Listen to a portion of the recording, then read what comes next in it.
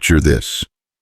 A rugged cowboy forced into marriage by a cruel bet, a woman who's never known love, and a single moment that transforms two strangers into something neither saw coming. What happens when pride, desperation, and unexpected tenderness collide in the dusty streets of Cedar Ridge? This is the story of Calder and Pearl, a love that began with laughter and grew into legend. Before we dive into this incredible journey, tell me in the comments what city you're watching from. I love seeing how far these stories travel. Now let's begin. The autumn sun hung low over Cedar Ridge, casting long shadows across the dusty main street as another day of back-breaking ranch work came to an end. The Broken Wheel Saloon buzzed with the familiar sounds of cowboys drowning their soreness in whiskey and their loneliness in loud conversation.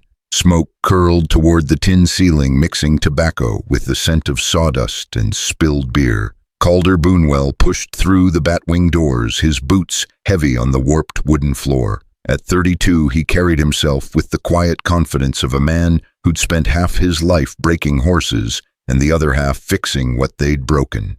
His weathered hands bore the scars of honest work, and his blue eyes held the steady gaze of someone who'd learned to read both animals and men with equal precision. "Well, look what the wind blew in," called out Jake Morrison from his usual spot at the bar. The red-headed cowboy's grin was as wide as his ego and twice as annoying. "Our very own confirmed bachelor, Calder Boonwell."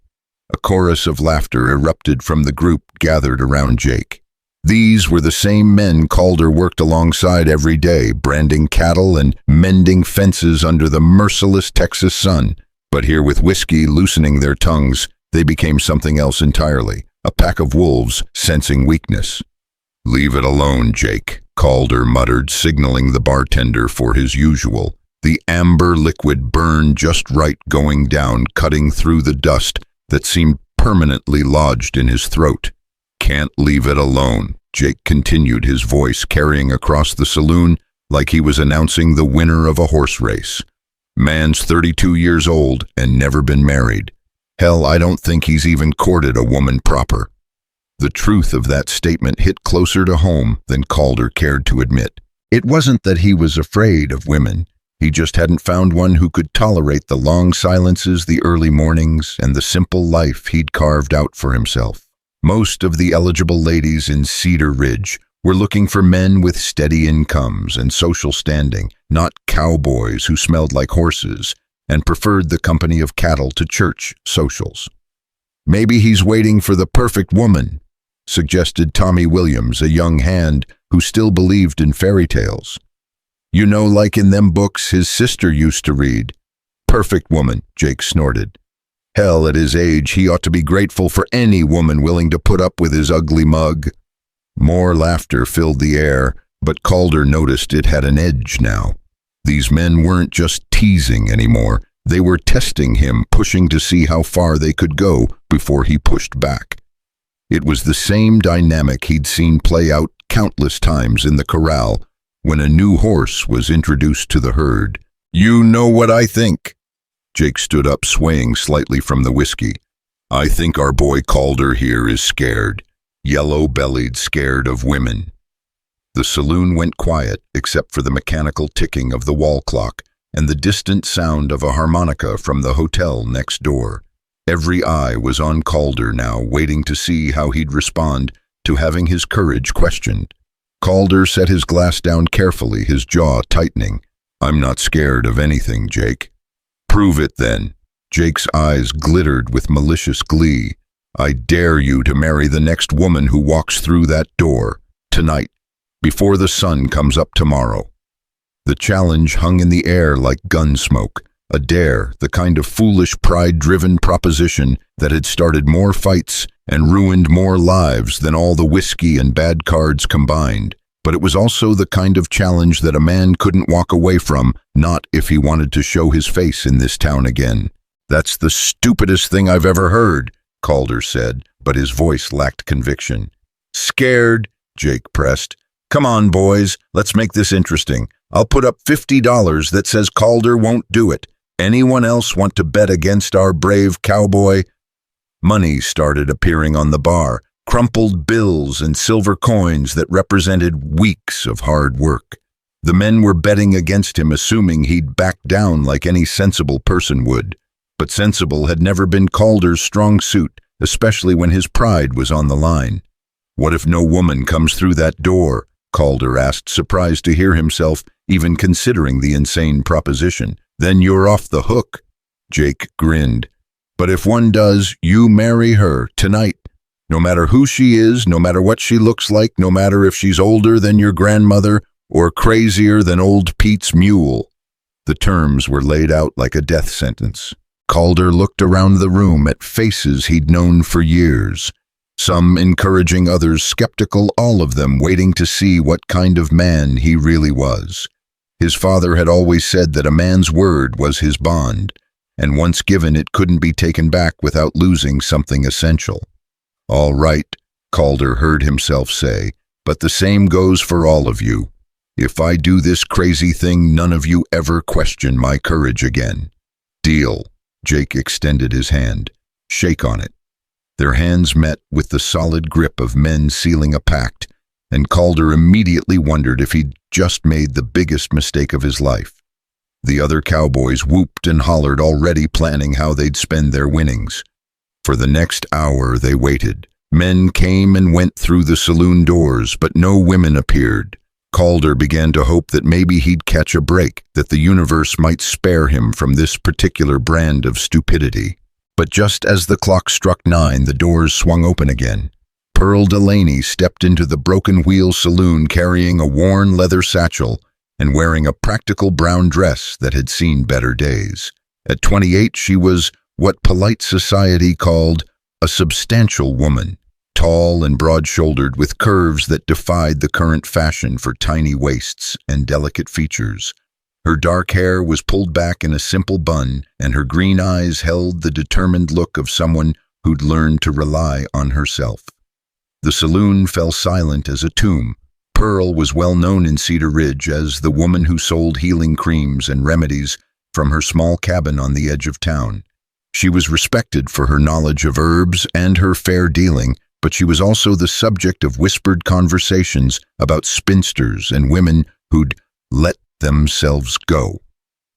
"Evening, gentlemen," Pearl said in her clear, strong voice. "I'm looking for Sheriff Coleman. Someone said he might be here." Jake's grin was so wide it looked painful. Well, look what we have here." Calder felt his stomach drop to his boots. This was really happening. He was going to have to ask Pearl Delaney to marry him right here in front of God and everybody because of a stupid dare and his own stubborn pride. "Sheriff's not here, Miss Delaney," called out the bartender. "Went home to his supper about an hour ago." "Thank you," Pearl nodded politely. She started to turn toward the door, but Jake's voice stopped her. "Hold on there, Miss Pearl. Our friend Calder here has something he'd like to ask you." Every head in the saloon turned toward Calder. He could feel sweat beading on his forehead, despite the cool evening air. Pearl looked at him with polite curiosity, having no idea that she'd just walked into the middle of the most ridiculous situation of both their lives. Calder started, then stopped. How did a man even begin such a conversation? "Miss Delaney, I was wondering if, that is to say—" "Spit it out, boy," someone called from the back of the room. Pearl's expression shifted from curiosity to concern. "Are you feeling all right, Mr. Boonwell? You look a bit peaked." The kindness in her voice made everything worse. Here was a decent woman who'd never done anything to deserve being dragged into this mess, and he was about to make her the punchline of a joke that would follow them both for the rest of their lives. "Miss Delaney," he said, his voice stronger now, "would you do me the honor of becoming my wife?" The words hung in the air like a physical thing. Pearl blinked once, twice, then looked around the room as if trying to determine whether this was some elaborate practical joke. "I beg your pardon," she said finally. "He's asking you to marry him, Pearl," Jake called out, unable to contain his glee. "Right here, right now tonight." Pearl's eyes returned to Calder's face, searching for something he wasn't sure he could give her. "Are you quite serious, Mr. Boonwell?" "Yes, ma'am," he said, surprised to find that he meant it. Whatever had started this moment, he was committed to seeing it through with as much dignity as he could muster. "I am absolutely serious." The silence stretched between them like a rope pulled taut. Calder could hear his own heartbeat thundering in his ears, could see the pulse jumping in Pearl's throat as she considered his proposal. The entire saloon held its collective breath. "Why?" she asked simply. It was the one question he couldn't answer honestly, not without humiliating both of them. He couldn't tell her about the dare, about the bets on the bar, about the fact that his pride had painted them both into this impossible corner. "Because," he said slowly, choosing his words with the care of a man defusing a bomb, "I think you're a fine woman who deserves a husband who'll treat her with respect." It wasn't the whole truth, but it wasn't a lie either. Pearl Delaney was a fine woman, respected in the community for her work and her integrity. If he had to marry someone based on a foolish dare, he could do a lot worse than a woman who'd built her own business and never depended on anyone else for her livelihood. Pearl studied his face for what felt like hours, but was probably only seconds. "And you believe you could be such a husband? I'd try my best, ma'am." Another silence, during which Calder became acutely aware of every sound in the room. The scrape of a boot on wood, the clink of glass on glass, the soft wheeze of the old man sleeping in the corner. "Very well," Pearl said finally. "I accept." The saloon erupted. Men shouted and cheered, money changed hands, and someone started playing a ragged version of the wedding march on a battered piano. But Calder barely heard any of it. He was too busy staring at Pearl, wondering what in the hell they'd both just gotten themselves into. "Should we find the preacher then?" Pearl asked, practically as if accepting spur-of-the-moment marriage proposals was something she did every day. "I'll get Reverend Patterson." Tommy Williams volunteered, rushing toward the door with the enthusiasm of someone who'd had a front-row seat to the most exciting thing to happen in Cedar Ridge in months. While they waited for the preacher, Calder found himself standing awkwardly beside Pearl, acutely aware that he knew almost nothing about the woman he'd just proposed to. He knew she made her living selling herbal remedies, and that she lived alone in a small cabin. He knew she had a reputation for being fair in her dealings and knowledgeable about healing. But he didn't know her favorite color, or whether she liked her coffee strong or weak, or what made her laugh. "This is quite unexpected," Pearl said quietly, her voice meant for his ears alone. "Yes, ma'am, it surely is," he agreed. Do you have any regrets already?" She considered the question seriously. "Ask me again in a year." Despite everything, Calder found himself almost smiling. Pearl Delaney might be many things, but she clearly wasn't the type to panic or fall into hysterics. That was something, at least. Reverend Patterson arrived within the hour, looking harried and slightly confused, but game to perform whatever service was required of him. He was a kind man in his 60s who'd seen enough of life to know that love came in many forms, and that sometimes the most unlikely marriages turned out to be the strongest.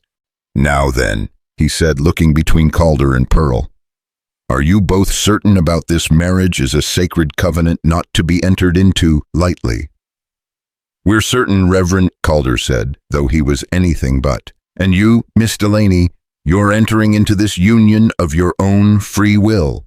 Pearl straightened her shoulders. "I am Reverend Patterson." The ceremony itself was brief and surreal. They stood before the preacher in the middle of a saloon that reeked of whiskey and tobacco, surrounded by cowboys who were either cheering or counting their losses. Pearl's hand in his was warm and slightly rough from her work, and when she spoke her vows, her voice was clear and steady. "Do you, Calder James Boonwell, take this woman to be your lawfully wedded wife, to have and to hold in sickness and in health, for richer or poorer, for better or worse, till death do you part?" "I do," Calder said, and meant it more than he'd expected to. Do you, Pearl Margaret Delaney, take this man to be your lawfully wedded husband, to have and to hold in sickness and in health, for richer or poorer, for better or worse, till death do you part? I do, Pearl replied without hesitation. Then by the power vested in me by the state of Texas and Almighty God, I pronounce you husband and wife. You may kiss the bride. The kiss was awkward and brief, more of a polite touching of lips than anything romantic, but it sealed their fate as surely as if they'd signed their names in blood. They were married now, bound together by law and custom, and the words they'd spoken before witnesses. The cowboys erupted in cheers and congratulations that felt both genuine and mocking. Drinks were bought all around, toasts were made, and Jake Morrison slapped Calder on the back so hard he nearly knocked him over. Well, I'll be damned, Jake laughed. You actually did it. Never thought I'd see the day when Calder Boonwell got himself hitched. Neither did I, Calder muttered, accepting another whiskey he didn't really want. As the evening wore on, the reality of what they'd done began to sink in. He was married, to a woman he barely knew, because of a dare that had seemed like a good idea at the time, but now felt like the height of stupidity. Pearl, for her part, seemed to be handling the situation with remarkable composure. She accepted the congratulations, graciously deflected the more invasive questions about their sudden courtship, and generally conducted herself like a woman who'd planned this evening rather than stumbled into it by accident. "Where will you be living?" asked Mrs. Henderson, the banker's wife, who'd arrived late but in time to witness the ceremony. "Your cabin is quite small, Pearl, and Calder's been boarding at the ranch." It was a practical question that neither of them had considered. Calder rented a small room above the general store, while Pearl's cabin was barely large enough for one person, let alone two. "We'll figure something out," Pearl said diplomatically. "You could always expand the cabin," suggested Doc Morrison, Jake's more sensible older brother. "Add on a room or two. Pearl's got enough land for it." As the evening progressed, more practical concerns arose. Where would they live? How would they support themselves? What about Pearl's business? The questions came faster than answers, highlighting just how unprepared they were for the reality of marriage. "Perhaps we should discuss these matters privately," Pearl suggested when the questions became too pointed. They stepped outside onto the saloon's narrow porch, leaving behind the noise and smoke for the cool night air. The street was quiet except for the distant sound of a dog barking and the creak of the hotel sign swaying in the breeze. "This is quite a mess we've gotten ourselves into," Pearl said without preamble. "Yes, ma'am, it surely is," Calder agreed. "I want you to know that I'll understand if you want to have this whole thing annulled come morning. What happened in there, it wasn't fair to you." Pearl was quiet for a long moment, looking out at the empty street. "Can I ask you something, Mr. Boonwell?" "Calder," he corrected. "I reckon if we're married, you can call me Calder." "Calder, then. Why did you really ask me to marry you? And please don't tell me it's because you think I'm a fine woman. We both know this was about something else entirely." He could lie to her. It would be easy enough to make up some story about sudden infatuation or divine inspiration. But looking at her profile in the moonlight, seeing the intelligence in her eyes, and the way she carried herself with quiet dignity, he found he didn't want to start their marriage with a lie. "It was a dare," he said simply. "Jake dared me to marry the next woman who walked through the saloon door. I was too proud and too stupid to back down." "I see," Pearl said, and he couldn't tell from her tone whether she was angry or hurt or relieved to finally know the truth. "I'm sorry," he continued. "You got caught up in something that had nothing to do with you, and that wasn't right. If you want to pretend this never happened, I won't fight you on it." Pearl was quiet for so long that Calder began to think she was planning her escape. When she finally spoke, her words surprised him. "I accepted your proposal for my own reasons," she said. "I'm 28 years old, Mr. Boone Calder. In the eyes of this town, I'm already an old maid. I have no family, no prospects for marriage, and no one to care what happens to me when I'm too old to work. Marrying you, even under these circumstances, gives me something I've never had before. What's that? Security, a husband, a place in respectable society instead of existing on its margins. Her honesty was as stark and uncompromising as the Texas landscape. She wasn't pretending this was about love or attraction or anything romantic. She was treating it like a business arrangement, which Calder supposed it essentially was. "So what do we do now?" he asked. "Now we try to make the best of it," Pearl said practically. "We're married for better or worse, as the good Reverend said. The question is whether we can find a way to live together without making each other miserable." "I'm not much for talking," Calder warned her. "I get up early, work hard, and I don't have much use for social gatherings or fancy things." "And I'm not much for taking orders or having my business interfered with," Pearl replied. "I support myself, I make my own decisions, and I won't be treated like a decoration or a housekeeper." "Fair enough," Calder said. It was perhaps the most honest conversation about expectations he'd ever had with another person. "Should we shake on it?" Pearl actually smiled at that, the first genuine smile he'd seen from her all evening. "I think we've done enough handshaking for one night." They stood together in comfortable silence for a while, two people trying to process the fact that their lives had just taken a dramatic turn based on pride, practicality, and a moment of mutual madness. "Where will you sleep tonight?" Pearl asked eventually. It was another practical question that highlighted just how unprepared they were for the reality of marriage. They were legally husband and wife, but they were still essentially strangers. "I can stay at the boarding house," Calder offered. "Give you time to adjust to the idea before we figure out the living arrangements." "That seems wise," Pearl agreed. "Perhaps we could meet tomorrow to discuss practical matters, where to live, how to manage our respective work, that sort of thing." "Yes, ma'am. Pearl, that sounds like a good plan." They walked back into the saloon to collect their things and say their goodbyes. The crowd had thinned somewhat, but those who remained were still in high spirits, treating the newlyweds like celebrities. "You taking your bride home, Calder?" Jake called out, his words slightly slurred from whiskey. "Mrs. Boonwell has business to attend to," Calder replied evenly. "We'll be seeing each other tomorrow." If anyone thought it was odd that a newly married couple was spending their wedding night apart, they kept their opinions to themselves.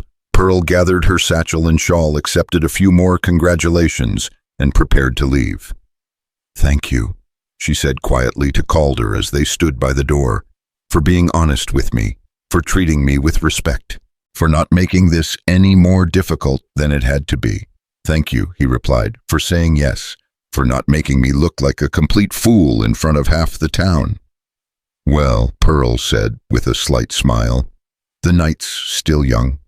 With that, she walked out into the darkness, leaving Calder standing in the doorway of the saloon, married to a woman he barely knew, and wondering what the hell he was going to do next. The remaining cowboys gradually dispersed, heading home to their own beds and their own problems. Jake was among the last to leave, pausing beside Calder on his way out. "You really did it," he said, shaking his head in amazement. "Married Pearl Delaney on a dare. Never thought you had it in you." "Neither did I," Calder admitted. "She's a good woman," Jake said more seriously than Calder had heard him speak all evening. "Might be the best thing that ever happened to you, even if it started as a joke." "Might be," Calder agreed, though he wasn't sure he believed it yet. Alone, finally, Calder walked slowly toward the boarding house where he'd been renting a room since he'd started working for the R Ranch. The streets of Cedar Ridge were quiet, most of the respectable folks having gone to bed hours ago. Only the saloon and the hotel showed any signs of life, yellow lights spilling from their windows onto the dusty street. As he walked, Calder tried to process everything that had happened. This morning he'd been a bachelor cowboy with no responsibilities beyond his work and no ties beyond his job. Tonight he was a married man bound to a woman he respected but didn't love, committed to a future he couldn't even imagine. The boarding house was dark except for the lamp Mrs. Patterson always left burning in the front window. Calder let himself in quietly, not wanting to wake the other residents. His room was small and spartanly furnished. A narrow bed, a washstand, a chair, and a trunk that held all his worldly possessions. It suddenly seemed inadequate for a married man. Though he supposed Pearl's cabin wasn't much bigger, he sat on the edge of the bed and pulled off his boots, his mind still reeling from the evening's events. Pearl Delaney was now Pearl. Boonwell his wife, in the eyes of God and the law. The woman who'd walked into the saloon looking for the sheriff was now bound to him until death parted them.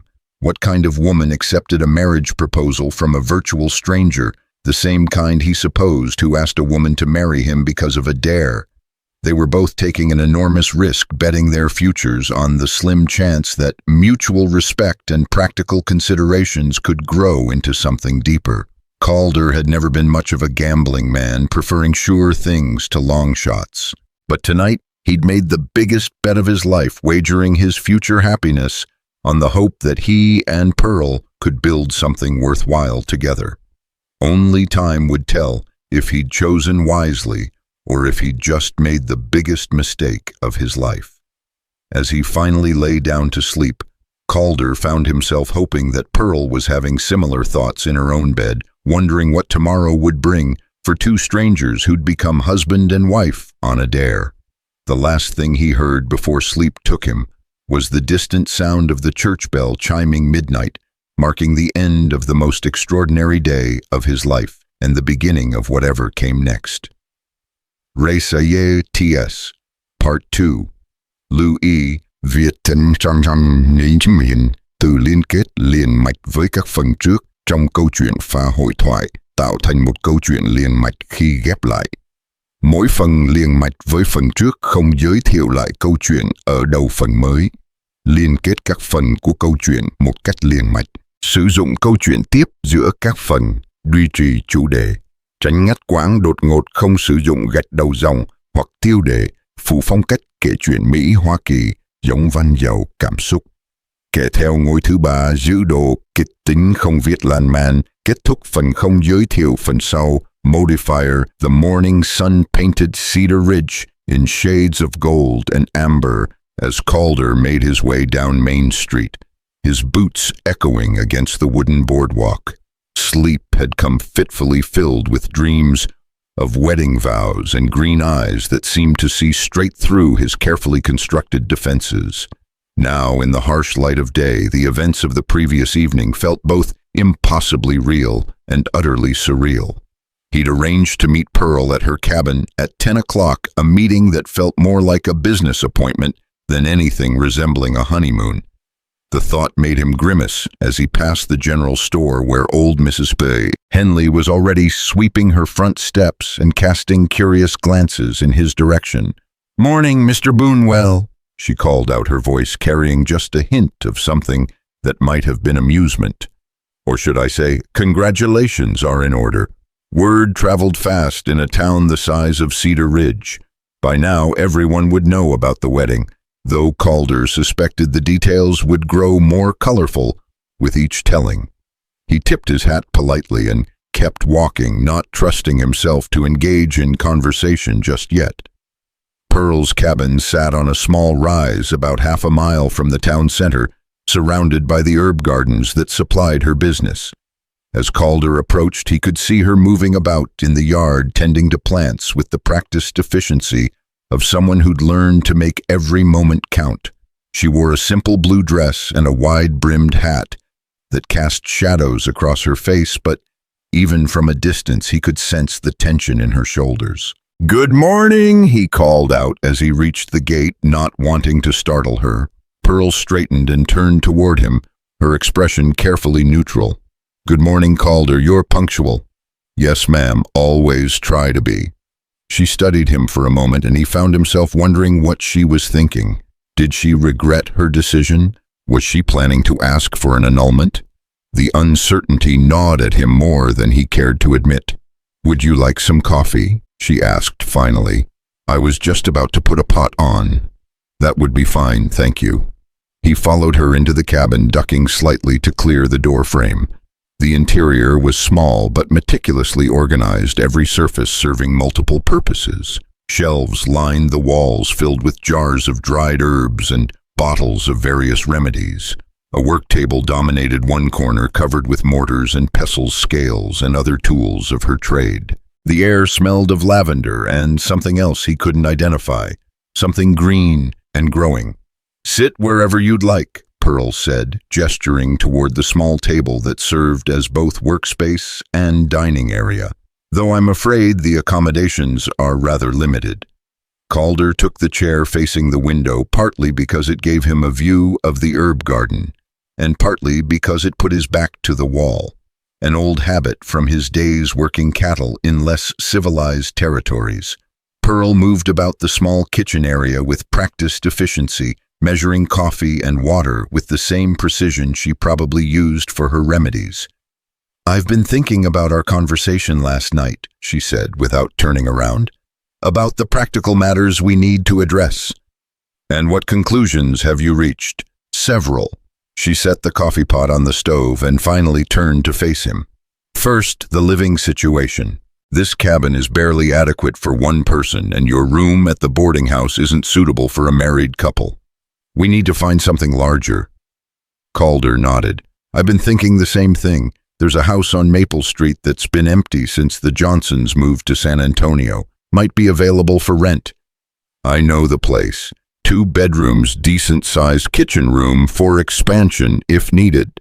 Pearl's businesslike tone made it clear she'd already considered the option. "The question is whether we can afford it on our combined income. What do you make from your remedies, if you don't mind me asking?" Pearl hesitated for a moment, then seemed to decide that marriage, even one based on practicality, required a certain level of honesty. "On a good month, about $40. Less in winter when people aren't as prone to the kinds of ailments my remedies treat." Calder whistled softly. It was more than he'd expected, certainly more than most women in Cedar Ridge earned from their own labor. "I make $35 a month from the ranch plus room and board. If we're paying rent instead of boarding fees, we should be able to manage something decent. Assuming, of course, that we can tolerate living in the same house without killing each other," Pearl said dryly. Despite everything, Calder found himself almost smiling. "Well, I suppose that remains to be seen." The coffee began to percolate, filling the small cabin with its rich aroma. Pearl busied herself preparing cups and setting out a plate of what looked like homemade biscuits. The domestic scene felt strange and familiar, at the same time as if he were glimpsing a life that might have been his under different circumstances. "There's something else we need to discuss," Pearl said as she poured the coffee. "The nature of our arrangement." Calder felt his stomach tighten. This was the conversation he'd been dreading, the one that would determine whether their marriage was merely a legal fiction or something more substantial.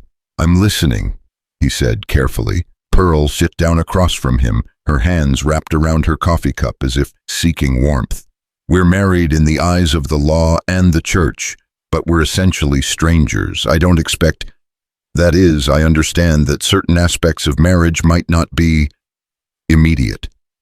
She was blushing now, a pink flush creeping up her neck and into her cheeks. Calder realized she was trying to discuss the intimate side of marriage without actually saying the words, and he felt a surprising surge of protectiveness toward this woman who could face down skeptical customers and hostile townspeople, but stumbled over conversations about marital relations. "Pearl," he said gently, "I want you to know that I'll never force myself on you. What happened between us last night, it wasn't fair to either of us. If we're going to make this work, it has to be because we both want it to, not because the law says we're married." The relief in her eyes was unmistakable. "Thank you. I was hoping you'd feel that way, but I wasn't certain." "We'll take things as they come," Calder continued. "Get to know each other. See if we can build something real out of this crazy situation we've found ourselves in. And if we can't..." It was a fair question, though, not one he was eager to contemplate. "Then we'll figure that out when we come to it. But I'd like to think we're both practical enough to make this work, even if it's not what either of us planned." Pearl nodded slowly. I can agree to that. A trial period of sorts. How long? 6 months, she said, without hesitation. If we can stand each other for 6 months, we'll know whether this has any chance of lasting. Calder extended his hand across the small table. 6 months it is. Their handshake was firmer this time, more confident. They were entering into this agreement with their eyes open, knowing what they were risking and what they might gain. Now then, Pearl said, her businesslike manner returning, about the house on Maple Street. Should we go look at it today? I don't see why not. The sooner we get settled, the sooner we can start figuring out how to live together. They finished their coffee in relative silence, each lost in their own thoughts about the enormous step they were taking. Finally, Pearl stood and began clearing the table. I should change into something more suitable for house hunting, she said, and gather a few things in case we decide to take the place immediately. I'll wait outside, Calder offered. Give you some privacy. He spent the next few minutes examining Pearl's herb garden, impressed despite himself by the variety and organization of her plantings. Rows of lavender alternated with patches of chamomile, while mint and sage grew in neat borders around the cabin's foundation. It was clear that this wasn't just a hobby for Pearl. It was a carefully planned business enterprise that required considerable knowledge and skill. I'm ready, Pearl announced, emerging from the cabin with a small valise and a different hat. She'd changed into a green dress that complemented her eyes and made her look less severe than the brown one she'd worn the night before. The walk into town gave them another opportunity to talk, and Calder found himself asking about Pearl's business. How had she learned about herbs? Where did she get her supplies? How had she built up her customer base? My grandmother taught me, Pearl explained as they walked. She was what folks called a wise woman back in Missouri, where I grew up. People came to her for remedies when they couldn't afford a doctor or when the doctor couldn't help them. And you came to Texas to continue her work. I came to Texas because there was nothing left for me in Missouri after she died, Pearl said matter-of-factly. She left me her recipes and her knowledge, but the other women in town thought I was too young to take her place. They made it clear I wasn't welcome. There was pain in her voice, carefully controlled but unmistakable. Calder found himself wanting to know more about what had driven her to leave everything familiar and start over in a place where she knew no one. That must have been difficult, he said, starting over in a new place. It was, Pearl admitted, but it was also liberating. Here I could be whoever I chose to be, not just someone's granddaughter living in her shadow. The house on Maple Street was exactly as Calder remembered it. A modest 2-story structure with a wraparound porch and a decent-sized yard. It needed some work, but the bones were solid. Mrs. Peterson, who owned the property, was delighted to show it to the newlyweds, gossiping cheerfully about their sudden romance while pointing out the house's features. The kitchen's been updated recently, she said, opening cabinets to display their spaciousness. And there's a good well in the backyard, plus room for a garden if you're so inclined. Pearl examined everything with the thoroughness of someone who understood the value of careful inspection. She tested the pump in the kitchen, examined the windows for drafts, and even checked the stability of the stair railings. Calder found himself watching her more than the house, impressed by her practical approach to what many women would have seen as a romantic milestone. The rent would be $25 a month, Mrs. Peterson said as they finished the tour. That includes water rights and use of the root cellar. It was steep but not unreasonable for a house of this size and condition. Calder looked at Pearl, who gave him a barely perceptible nod. We'll take it, he said. When can we move in? Immediately, if you'd like. I'll just need the first month's rent and a small deposit against damages. As they walked back to the boarding house to collect Calder's belongings, Pearl was quiet and thoughtful. He wondered what she was thinking about this latest development in their rapidly evolving situation. Having second thoughts? He asked as they reached the boarding house. No, Pearl said, though she didn't sound entirely convinced. It's just, This morning I woke up in my own cabin with my own life exactly as I'd planned it. Tonight I'll be sleeping in a strange house, married to a man I barely know. It's a lot to process." "We could slow things down if you want," Calder offered. "There's no law that says we have to live together immediately." Pearl shook her head. "No, you're right. The sooner we start adjusting to this new reality, the better. Besides, people will talk if we don't live together. They're probably already speculating about why we spent last night apart." Calder's possessions fit easily into 2 saddlebags and a small trunk. Looking at the meager collection of clothes, books, and personal items, he felt a moment of embarrassment about how little he had to contribute to their new household.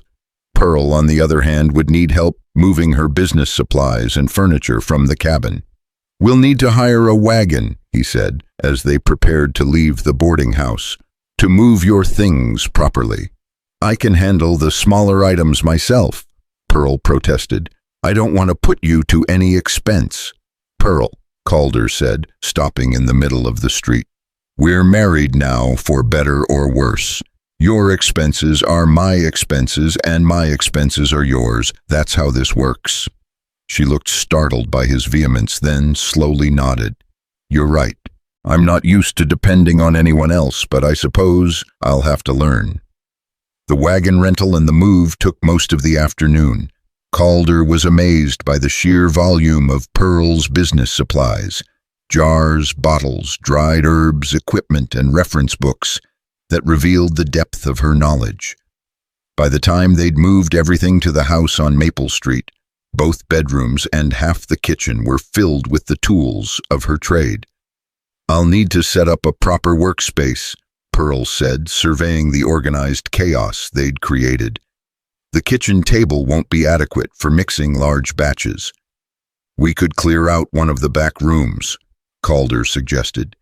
"Turn it into a dedicated workspace for your business." "You wouldn't mind. It would mean the smell of herbs and the noise of grinding and mixing."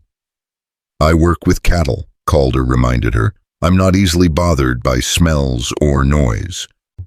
As evening approached, they found themselves in the strange position of sharing their first meal as husband and wife in a house that didn't yet feel like home to either of them. Pearl had managed to prepare a simple dinner of beans and cornbread using her portable cooking supplies, and they sat across from each other at the small kitchen table, making awkward conversation about practical matters. "I'll need to let my customers know about the move," Pearl said, "and probably introduce you to some of them. They'll want to know that my marriage won't affect the quality or availability of my remedies." "How many regular customers do you have?" "About 30 in town, plus others who come in from the surrounding ranches. Mrs. Davidson relies on my arthritis remedy, and the Millers buy my cough syrup every winter. Some of them have been buying from me for 3 years now." The pride in her voice was unmistakable, and Calder found himself genuinely impressed. Building a customer base that size in a small town required not just skill, but also trust and reliability, qualities that weren't always easy to come by. "What about your work at the ranch?" Pearl asked. "Will getting married affect your position there?" "Shouldn't," Calder said, though he realized he hadn't really considered the question.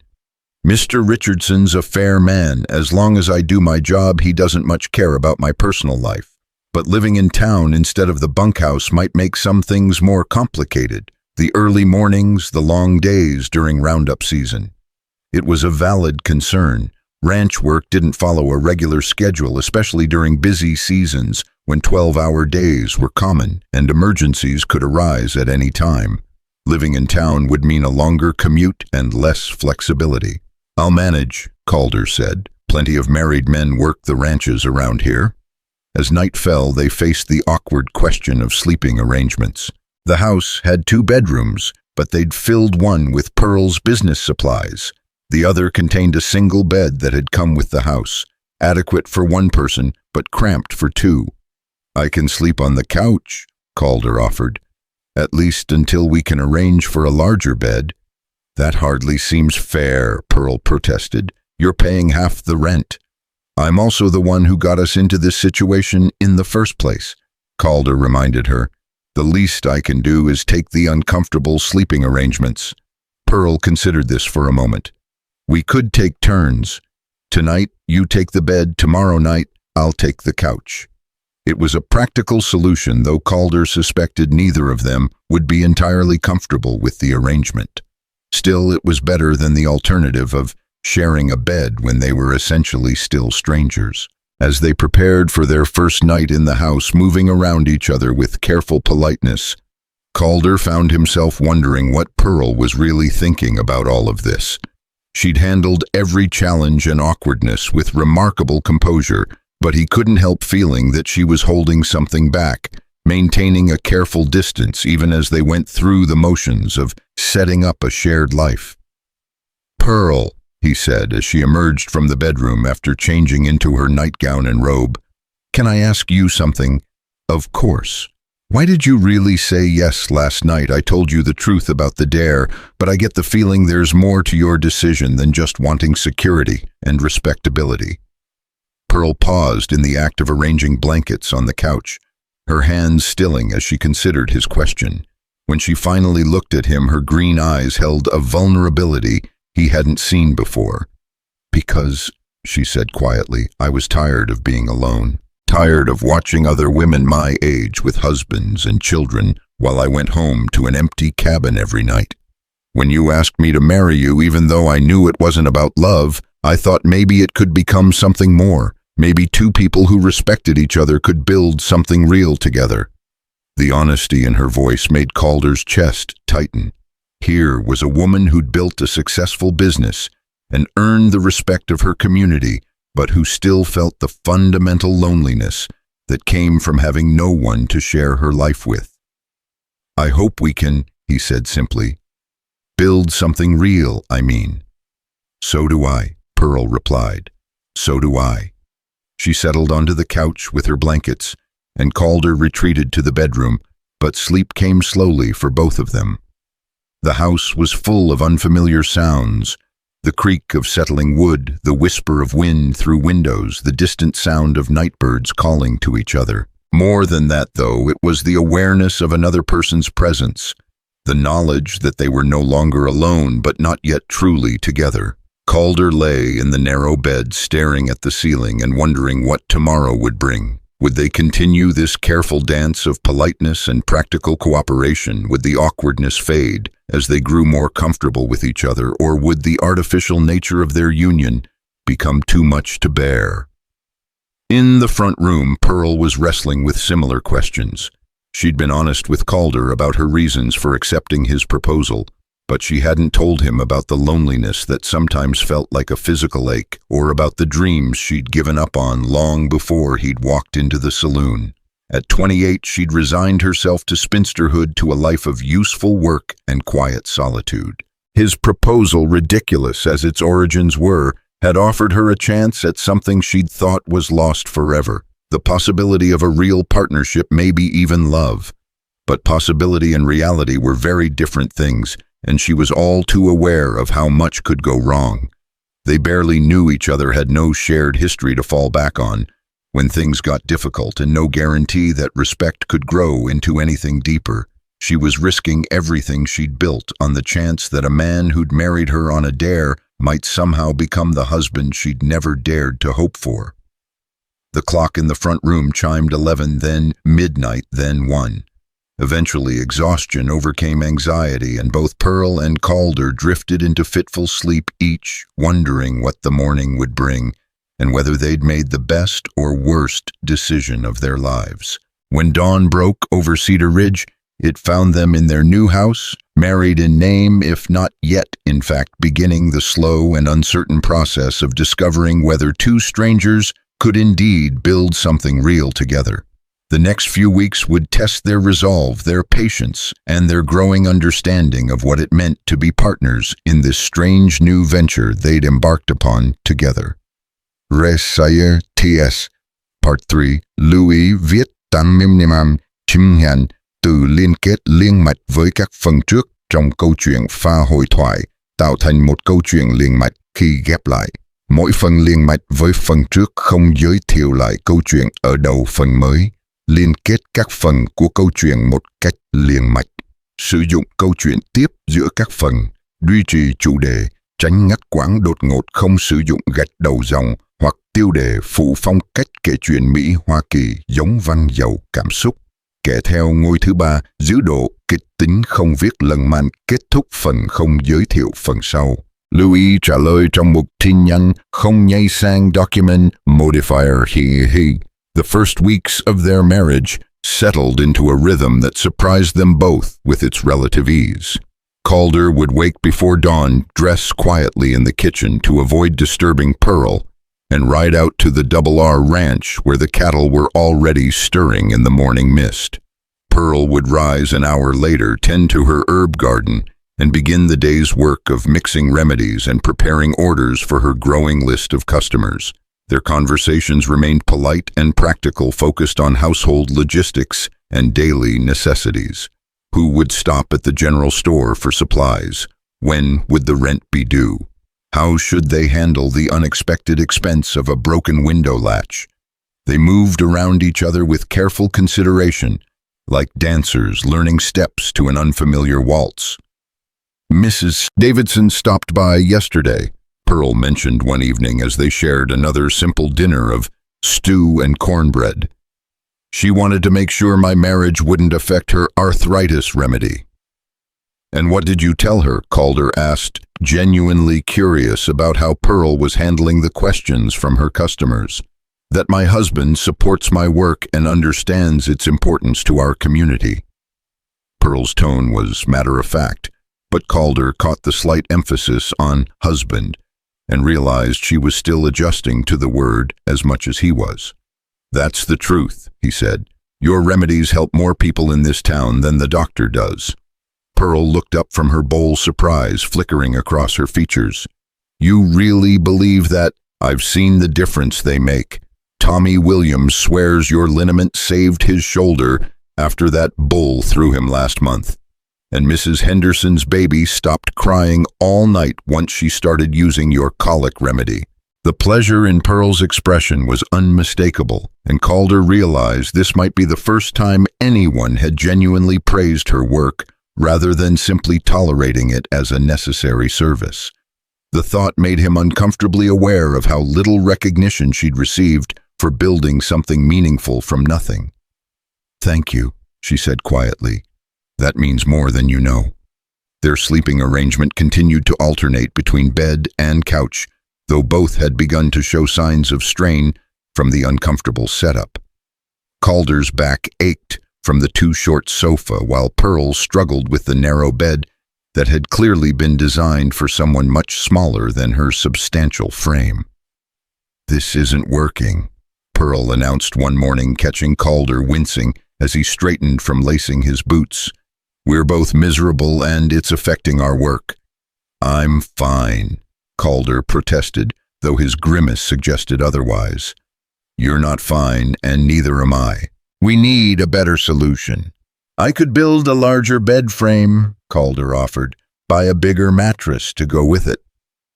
The suggestion hung between them, loaded with implications they'd both been avoiding. A larger bed meant sharing sleeping space, which felt like crossing a line they'd been carefully approaching but not yet ready to step over.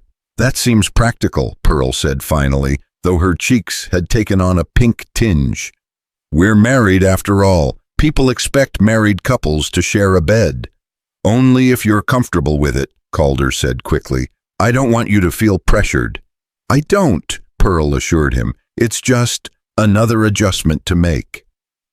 The new bed frame took Calder the better part of 2 weekends to complete, working in the small shed behind the house, while Pearl mixed remedies in her newly organized workspace. He found the physical labor soothing the familiar rhythm of measuring, cutting, and joining wood, providing a welcome distraction from the complexity of his new domestic situation.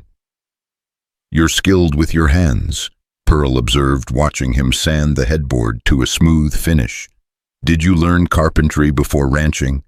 My father was a furniture maker, Calder explained, running his palm along the wood to check for rough spots. I spent summers in his workshop before I decided I preferred working outdoors. What made you choose ranching over carpentry? Calder paused in his work, considering how much of his past he was ready to share. My father had very specific ideas about how things should be done. His workshop, his rules, his way of measuring success. Ranching gave me the freedom to make my own decisions, even if they were wrong ones. Pearl nodded as if she understood something deeper in his words. Freedom has its own value, doesn't it? Even when it comes with uncertainty.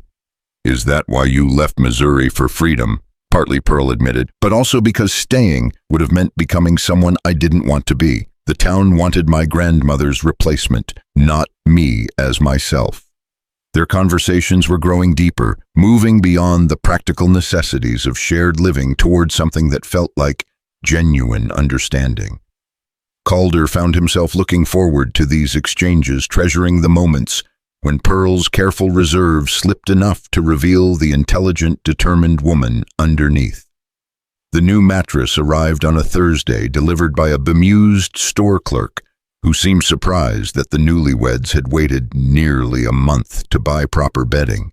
That evening they stood awkwardly in the bedroom, contemplating the expanse of white cotton that represented another step toward a more conventional marriage.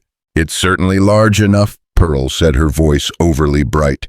Room for both of us without crowding, Calder agreed, equally uncomfortable. I suppose we should try it out, see if it's comfortable.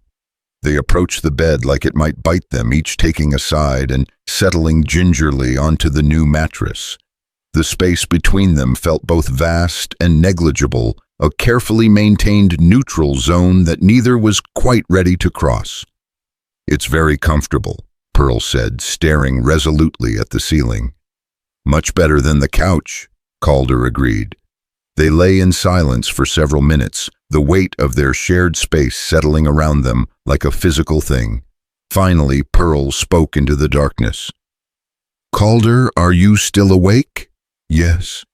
Do you ever wonder what would have happened if we'd met under different circumstances, without the dare, I mean? Calder considered the question seriously. I think I would have been too intimidated to approach you properly. You're accomplished, independent, sure of yourself. I'm just a cowboy who's good with horses and cattle. You're more than that, Pearl said softly. You're kind, patient. You listen when people talk, really listen. Those aren't common qualities. Neither is building a business from nothing or having the courage to start over in a new place. You did both of those things on your own. Not entirely on my own anymore, Pearl pointed out. That's still strange to think about. Good strange or bad strange? Pearl was quiet for so long that Calder began to think she'd fallen asleep. When she finally answered, her voice was barely above a whisper. I'm not sure yet. Ask me again in a few months. Sleep came easier that night, though both remained carefully on their respective sides of the bed. In the morning, they woke to find that unconscious sleep had narrowed the space between them, though not enough to actually make contact. It was progress of sorts, a gradual erosion of the walls they'd built around themselves. The routine of their days began to feel more natural as autumn settled over Cedar Ridge. Calder would return from the ranch with stories about difficult cattle and demanding work, while Pearl shared news from her customers and updates on her expanding business. They'd begun planning improvements to the house, small projects that suggested they were thinking beyond their 6-month trial period. I've been thinking about expanding the herb garden next spring, Pearl mentioned one evening as they worked together to repair a section of fence. There's demand for remedies I can't make without certain plants that don't grow wild around here. What kind of plants? Calder asked, holding a fence post steady while she secured the wire. Echinacea for infections, valerian for sleeplessness, fever, few for headaches. I could order seeds and rootstock from suppliers back east, but I'd need more garden space. The backyard's plenty big enough. We could clear another section, maybe build some raised beds for better drainage. The casual way he said "we" sent a warm feeling through Pearl's chest. Somewhere along the way, their arrangement had begun to feel like a true partnership, with both of them invested in their shared future. Their first real test came on a rainy Tuesday in November, when Pearl received the largest order she'd ever gotten.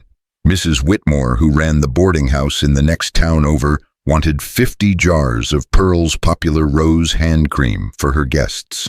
It was an opportunity that could significantly expand Pearl's business, but it would require working almost around the clock for the next week to meet the deadline. 50 jars. Calder whistled when Pearl showed him the letter. That's quite an order. And it's enormous. Pearl agreed, her voice tight with a mixture of excitement and anxiety. If I can fill it successfully. Mrs. Whitmore says she'll recommend my products to other boarding house owners in the region.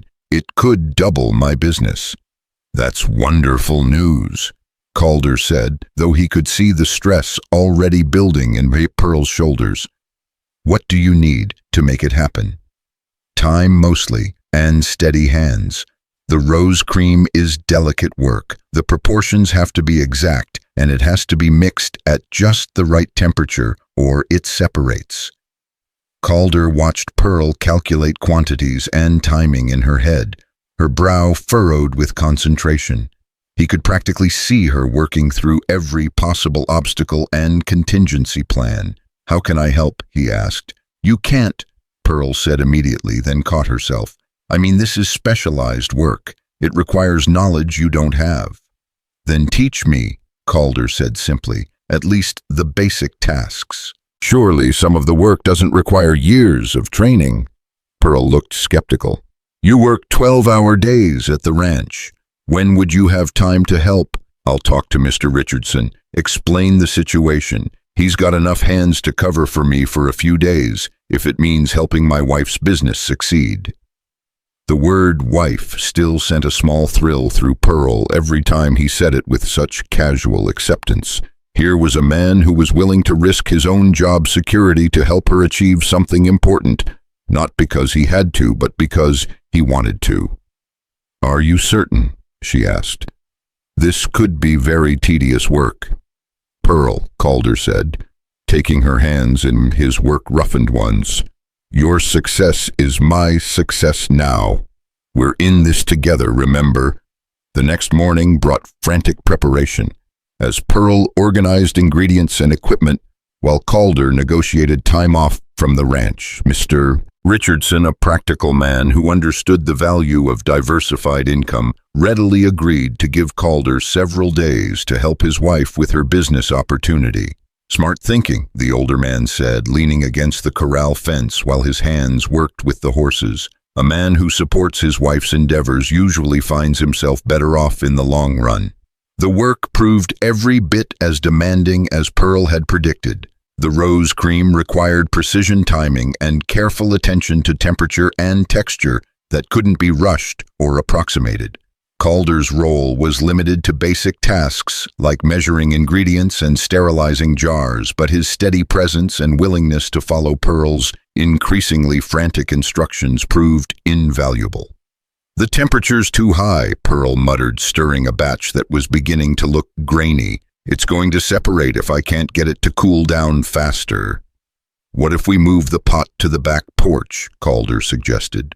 The air's cooler there. Yes, good idea, but carefully if we jostle it too much while it's unstable.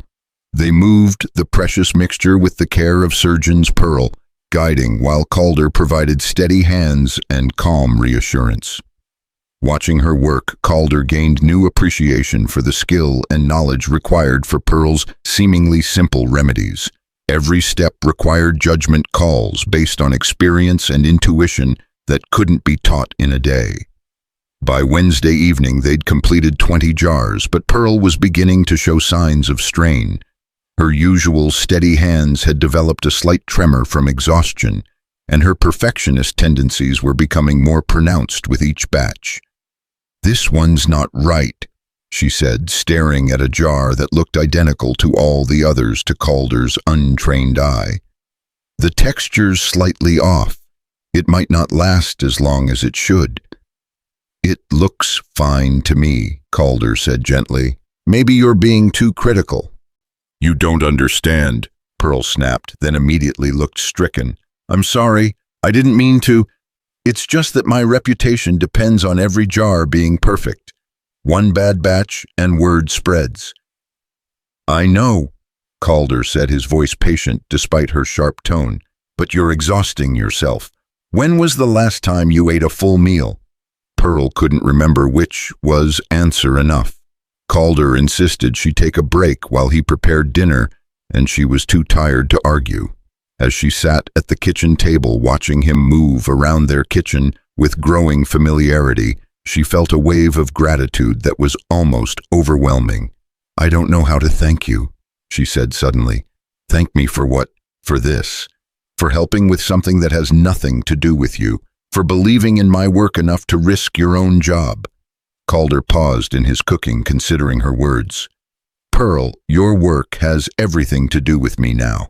We're partners. Remember, your dreams are my dreams. The simple sincerity in his voice brought tears to Pearl's eyes, though she quickly blinked them away. When had she last had someone who believed in her goals as much as she did? When had anyone ever put her success before their own comfort? Thursday brought disaster. Pearl was working on batch number 35 when exhaustion finally caught up with her. The careful routine she'd perfected over dozens of jars faltered for just a moment, but it was enough.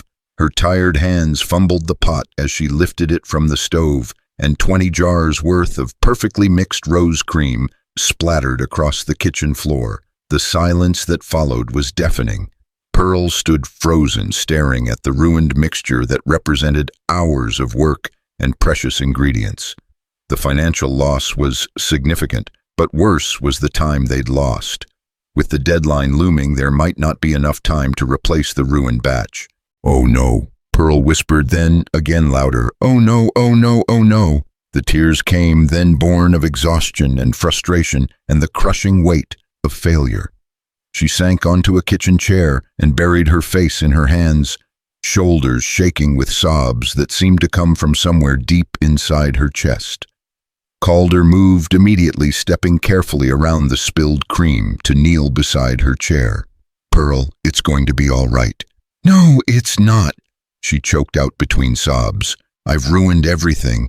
The deadline, the order, my reputation. Mrs. Whitmore will never trust me with another order, and she'll tell everyone how unreliable I am. That's not true, Calder said firmly. One accident doesn't erase 3 years of perfect service. You're the most reliable person in this town. I can't afford to replace those ingredients, Pearl continued, her voice rising with panic. And there's not enough time to start over. I've failed completely. Calder reached out slowly, giving her time to pull away if she wanted to, then gently took her hands in his. They were sticky with cream and shaking with exhaustion, but he held them steady. Listen to me, he said, his voice calm and sure. This is not failure. This is one mistake made by someone who's been working 18-hour days to achieve something extraordinary.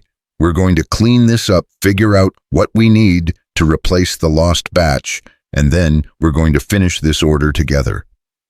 We don't have enough money for more ingredients, Pearl protested. Yes, we do. I've got savings put aside, and if that's not enough, I'll borrow against next month's wages. This order is too important to give up on now. Pearl looked up at him through her tears, seeing something in his blue eyes that she'd never expected to find there. Not just support or partnership, but genuine care for her success and well-being. He wasn't helping her because he had to or because it was his duty as her husband. He was helping because her happiness mattered to him. Why? She whispered. Why are you doing all this for me? Calder was quiet for a moment, studying her tear-stained face, as if seeing something there he hadn't noticed before. When he spoke, his voice was softer than she'd ever heard it. Because somewhere along the way, this stopped being about a dare or a practical arrangement. Because watching you work, seeing how much you care about helping people, listening to you talk about your dreams, I realized I want to be part of those dreams. I want to help you build something amazing. The admission hung between them like a bridge neither had expected to build. Pearl felt her breath catch, as the full meaning of his words settled over her. This wasn't just about business partnership anymore. Somewhere in the midst of shared meals and quiet conversations and learning to live together, something deeper had begun to grow. "Calder," she started, but he shook his head. "You don't have to say anything," he said. "Right now, let's just focus on finishing this order. We'll figure out the rest later." They worked through the night, replacing the lost batch with a determination born of shared purpose. Calder proved surprisingly adept at learning the more complex tasks, his steady hands and careful attention to detail, making him a valuable assistant rather than just extra help. As dawn broke over Cedar Ridge, they were putting the finishing touches on jar number 50. Pearl's hands were finally steady again, and the last batch of rose cream had set perfectly. The order was complete, packaged carefully in wooden crates that Calder had built to ensure safe transport. "We did it," Pearl said, hardly believing it herself. "You did it," Calder corrected. "I just helped." "No," Pearl said firmly. "We did it. Together."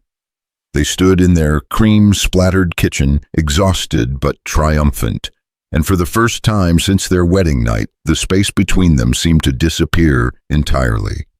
Pearl reached up to touch Calder's face, her fingers tracing the line of exhaustion around his eyes. "Thank you," she said simply, "for everything." When Calder leaned down to kiss her, it felt nothing like their awkward wedding kiss. This was soft and warm and full of promise, the kind of kiss that spoke of genuine affection rather than obligation. Pearl melted into it, her arms coming up around his neck as weeks of careful distance finally collapsed. They broke apart slowly, both breathing heavily and staring at each other with new understanding.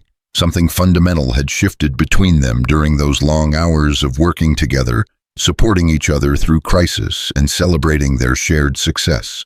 "Pearl," Calder said, his voice rough with emotion, "I think I'm falling in love with you." The words should have frightened her, should have sent her retreating behind the careful walls she'd built around her heart. Instead, Pearl felt a warmth spreading through her chest that had nothing to do with the exhaustion or the relief of completing their impossible task. "I think I'm falling in love with you too," she whispered back. This time when they kissed, it was with the knowledge that their 6-month trial had become something neither of them had dared to hope for. They were no longer strangers bound by circumstance, but partners choosing each other with full awareness of what they were building together. Recites Part 4. Lưu ý viết chính gen chạm trên trên. Phần trăm từ liên kết liền mạch với các phần trước trong câu chuyện và hội thoại tạo thành một câu chuyện liền mạch khi ghép lại. Mỗi phần liền mạch với phần trước không giới thiệu lại câu chuyện ở đầu phần mới. Liên kết các phần của câu chuyện một cách liền mạch. Sử dụng câu chuyện tiếp giữa các phần, duy trì chủ đề, tránh ngắt quãng đột ngột, không sử dụng gạch đầu dòng hoặc tiêu đề phụ phong cách kể chuyện Mỹ, Hoa Kỳ, giống văn giàu cảm xúc. Kể theo ngôi thứ 3, giữ độ kịch tính không việc. Lan man kết thúc phần không giới thiệu phần sau. Modifier the Rose Cream Order's success marked a turning point that rippled through every aspect of their lives. Mrs. Whitmore's enthusiastic recommendation brought inquiries from boarding houses as far away as San Antonio, and Pearl found herself with more business than she'd ever imagined possible. But more than the financial success the crisis had revealed, something precious that neither had expected to find in their practical arrangement. In the days following their confession, Calder and Pearl moved around each other with a new awareness, like two people learning to dance to music they'd never heard before. The careful politeness that had marked their early weeks gave way to something warmer, more intimate, though still tentative in its newness. "You don't have to sleep on your side of the bed like there's a fence down the middle," Pearl said one morning, watching Calder wake up in his usual position, pressed against the far edge of the mattress. "I didn't want to presume," he replied, his voice still rough with sleep. "Just because we That is, just because things have changed between us doesn't mean I should take liberties. Pearl turned to face him fully, her green eyes serious in the morning light. Calder, what happened between us wasn't just gratitude or exhaustion talking. At least it wasn't for me. No, he agreed, reaching out to touch her face with a gentleness that still surprised them both. It wasn't for me either. Their first real kiss as a couple who'd chosen each other came naturally, then soft and exploratory and full of promise. When they broke apart, Pearl's cheeks were flushed and Calder's breathing had quickened, but neither pulled away. "We have time," Pearl said softly, understanding the question in his eyes. "We don't have to rush anything." "I want this to be right," Calder said. "I want you to be sure." "I am sure," Pearl replied, surprising herself with the certainty in her voice. "Not about everything, but about this. About us." The intimacy that developed between them over the following weeks was a revelation for both.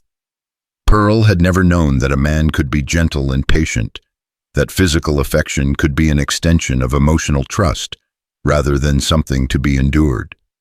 Calder, for his part, discovered that touching Pearl, holding her, learning the soft curves of her body, felt like coming home to a place he'd never known he was searching for. Their lovemaking, when it finally happened on a cold December evening, with snow falling softly outside their bedroom window, was everything their wedding night should have been, but couldn't be.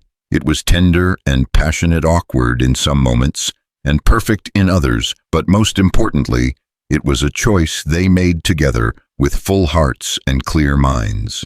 "I love you," Pearl whispered afterward, her head pillowed on Calder's shoulder as they lay tangled together beneath the quilts. "I never thought I'd be able to say those words to anyone."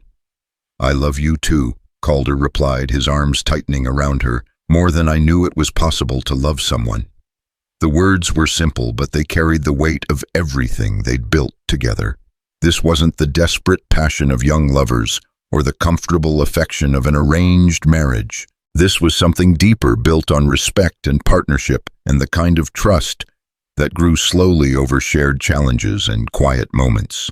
Winter settled over Cedar Ridge with unusual severity, bringing blizzards that lasted for days and temperatures that froze the water in the well solid.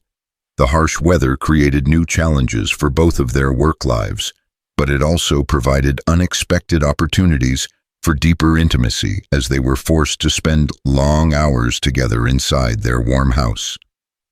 "The Hendersons' baby is sick again," Pearl said one February morning, reading a note that had been slipped under their door despite the howling wind outside. "Mrs. Henderson is asking if I can make a house call."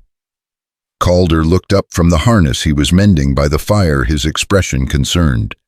"In this weather, Pearl, you can't ride out to their place in a blizzard." "I have to," Pearl said simply. "Little Mary's been fighting a fever for 3 days. If it gets worse..." She didn't need to finish the sentence. They'd both seen what could happen to children who couldn't fight off winter illnesses, especially when the doctor was snowed in and couldn't make his rounds. "Then we'll both go," Calder said, setting aside his work. "I'm not letting you ride out alone in this storm." "It's too dangerous for both of us to risk the trip," Pearl protested. "If something happens to us, there's no one else who can help the baby. And if something happens to you riding alone, there's no one who can help the baby either," Calder countered. "We go together or we don't go at all."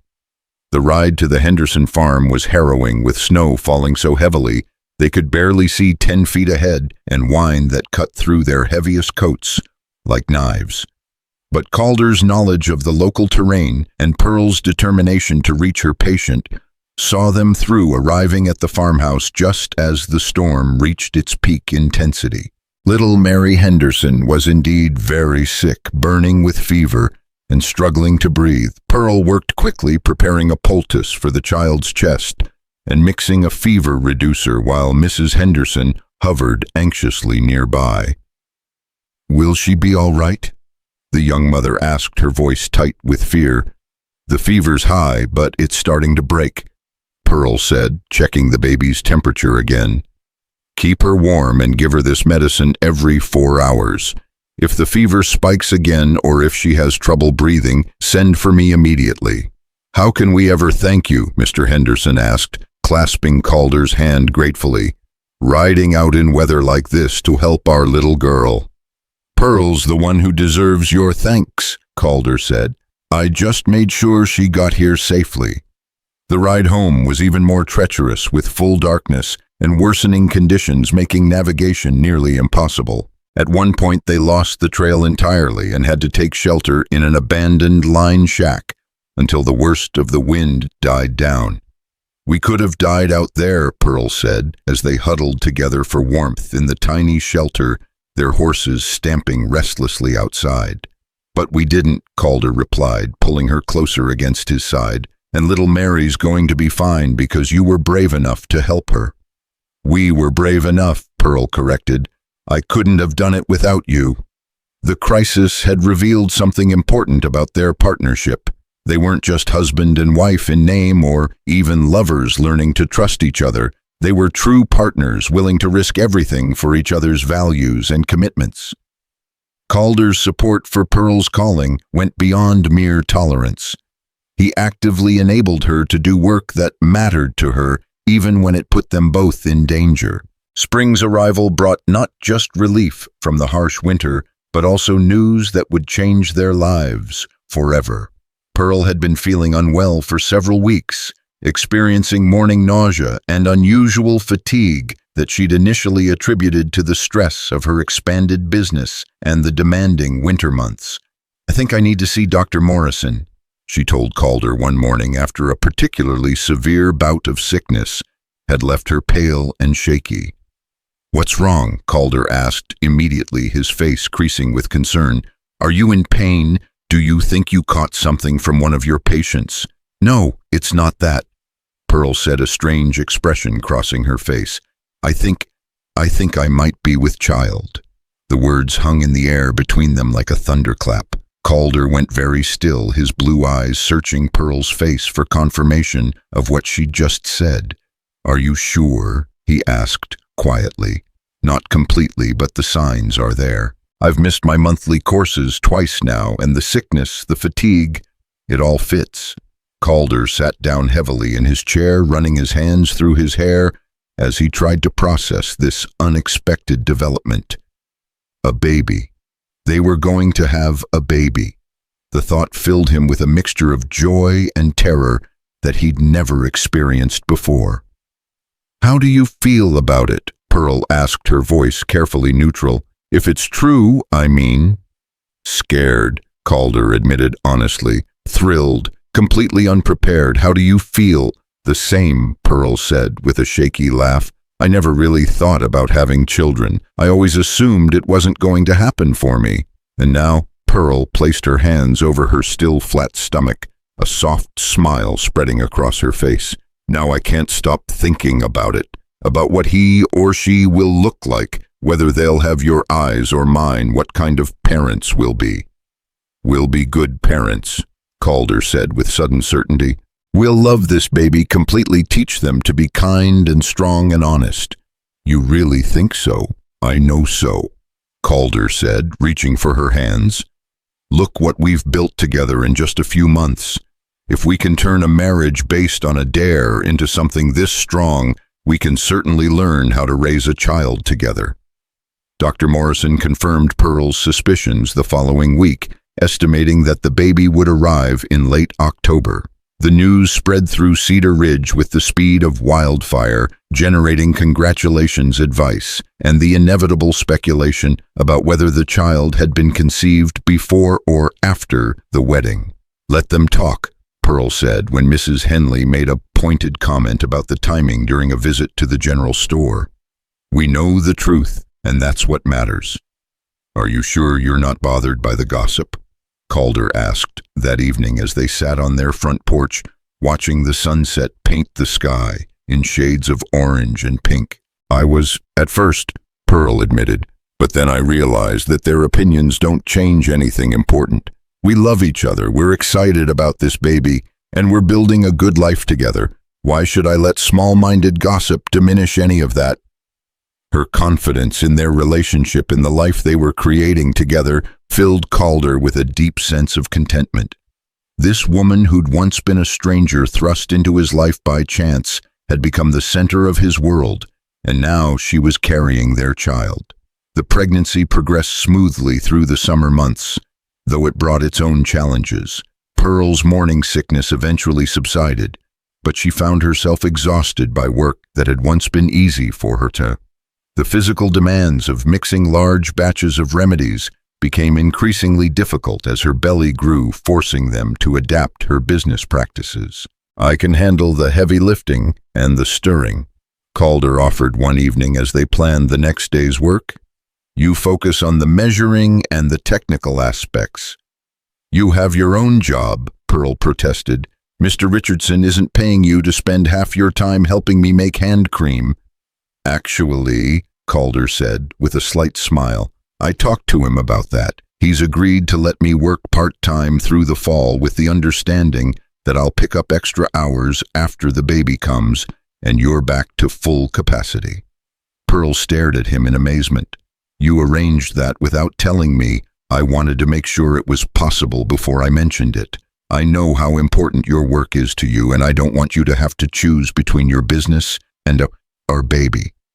The thoughtfulness of his gesture, the way he'd anticipated her concerns and worked to solve them without being asked, moved Pearl to tears. Pregnancy had made her more emotional, but this was deeper than hormonal changes. This was gratitude for a partner who truly understood her and supported her dreams even when they required sacrifice on his part. "Thank you," she whispered, reaching for his hand. "I don't know what I did to deserve you." "You said yes when a crazy cowboy asked you to marry him on a dare," Calder replied, bringing her hand to his lips. "Best decision either of us ever made." August brought an unexpected complication. When Pearl began experiencing pain, and spotting that sent both of them into a panic. Dr. Morrison's examination revealed that she was at risk of losing the baby and would need to remain on strict bed rest for the remainder of her pregnancy. "No work, no lifting, no standing for extended periods," the doctor instructed sternly. "Mrs. Boonwell, I'm serious about this. Any activity beyond the most basic necessities could endanger both you and the child." The enforced inactivity was torture for Pearl, who'd never been idle for more than a few hours at a time. Watching Calder struggle to maintain both his ranch work and her business while also caring for her needs filled her with frustration and guilt. "This isn't what you signed up for," she said one afternoon as he brought her lunch in bed and prepared to tackle a complicated remedy order on his own. "Taking care of an invalid wife and running a business you never wanted to be part of." "Pearl," Calder said firmly, sitting on the edge of the bed. "Stop that. This is exactly what I signed up for when we promised to love each other in sickness and in health, for better or worse. You're not an invalid, you're my wife carrying our child, and I'll do whatever it takes to keep you both safe. But your job, the ranch work you love, will still be there after our baby is born, healthy and strong. Pearl, nothing matters more to me than you and this child. Nothing." His unwavering devotion during those difficult weeks revealed depths of character that Pearl was still discovering. Calder managed her business with surprising competence, following her detailed instructions to maintain the quality her customers expected, while also handling his own reduced responsibilities at the ranch. The crisis deepened in September, when Pearl began experiencing contractions 2 months early. Dr. Morrison was called in the middle of the night, arriving to find Pearl in significant pain and Calder pacing the kitchen like a caged animal.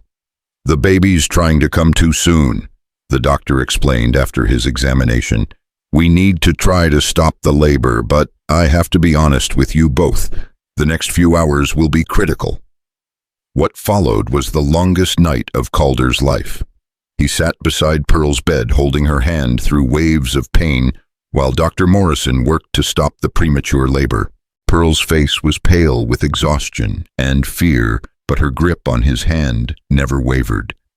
I'm scared, she whispered during a brief respite between contractions. I know, Calder replied, smoothing her hair back from her damp forehead. But you're the strongest person I know. If anyone can get through this, it's you. What if we lose the baby? Then we'll grieve together and try again when you're ready. But I believe we're going to be fine. All three of us. His steady confidence, even in the face of uncertainty, gave Pearl strength she didn't know she possessed. This was what true partnership meant, not just sharing the good times, but holding each other up when everything threatened to fall apart. Dawn brought the miracle they'd been praying for. The contractions finally stopped, and Dr. Morrison pronounced both mother and baby stable, though he emphasized that Pearl would need to remain on complete bed rest until the baby decided it was truly ready to arrive. 2 more months, Pearl said weakly, exhausted by the night's ordeal. I don't know if I can stay in this bed for 2 more months. You can, Calder said, with absolute certainty.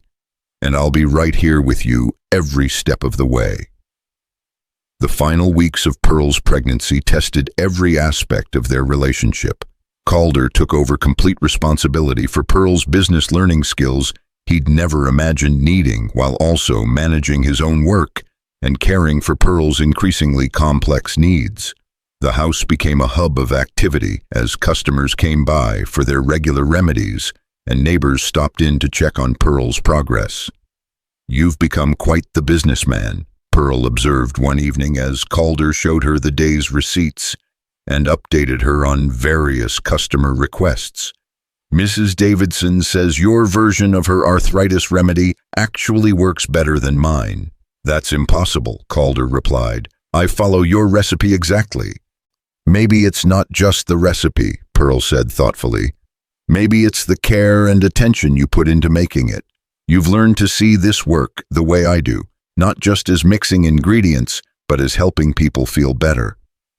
The observation revealed something important about how their partnership had evolved.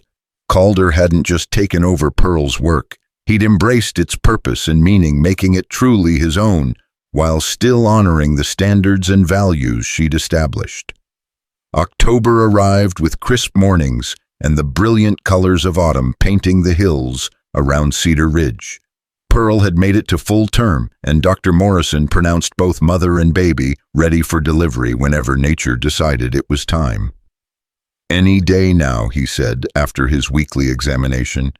Mrs. Boonwell, you've done an excellent job following orders. Your patience and discipline may well have saved this baby's life. We did it together, Pearl corrected, looking at Calder with eyes full of love and gratitude. I couldn't have managed any of this without him. Labor began on a Thursday morning with the first frost of the season glittering on the grass outside their bedroom window. Pearl's contractions started slowly, giving them time to prepare and call for Dr. Morrison. But as the day progressed, it became clear that this birth would test every ounce of strength and endurance Pearl had left. Something's not right, Dr. Morrison said quietly to Calder as evening approached and Pearl's labor intensified without much progress. The baby seems to be positioned incorrectly. We may need to make some difficult decisions. What kind of decisions? Calder asked, though he suspected he didn't want to hear the answer. If the baby doesn't turn soon, we may have to choose between saving Mrs. Boonwell or saving the child. I want you to think about that possibility, as difficult as it is. The words hit Calder like a physical blow. After everything they'd been through, after building this beautiful life together, the possibility of losing Pearl was unthinkable. But the thought of losing their child, the baby they'd already learned to love, was equally devastating. Is there anything we can try first? He asked desperately. A few things, but they're risky, and if they don't work, then we try them, Calder said without hesitation. Pearl would never forgive either of us if we didn't try everything possible to save this baby. The next few hours were a blur of medical procedures and desperate hope as Dr. Morrison attempted to turn the baby manually. Pearl endured pain that would have broken a weaker person, but her determination to bring their child safely into the world never wavered. I can feel the baby moving, she gasped during one particularly intense procedure. "I think it's working." "Yes," Dr. Morrison said with obvious relief. "The head is turning. Mrs. Boonwell, you're going to need to push with everything you have left." What followed was the most intense experience of both their lives.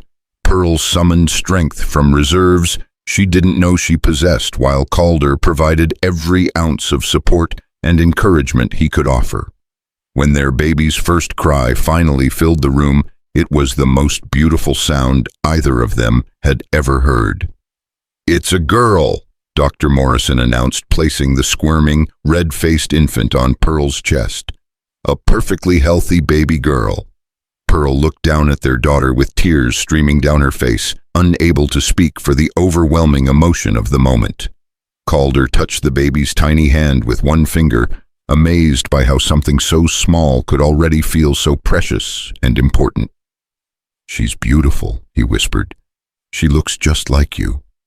"She has your eyes," Pearl replied, studying their daughter's face with wonder. "Look at those blue eyes." "What should we call her?" Calder asked.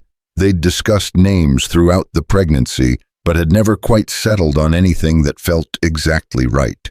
Now, looking at their daughter's face, the answer seemed obvious. "Hope," Pearl said softly. "Her name is Hope."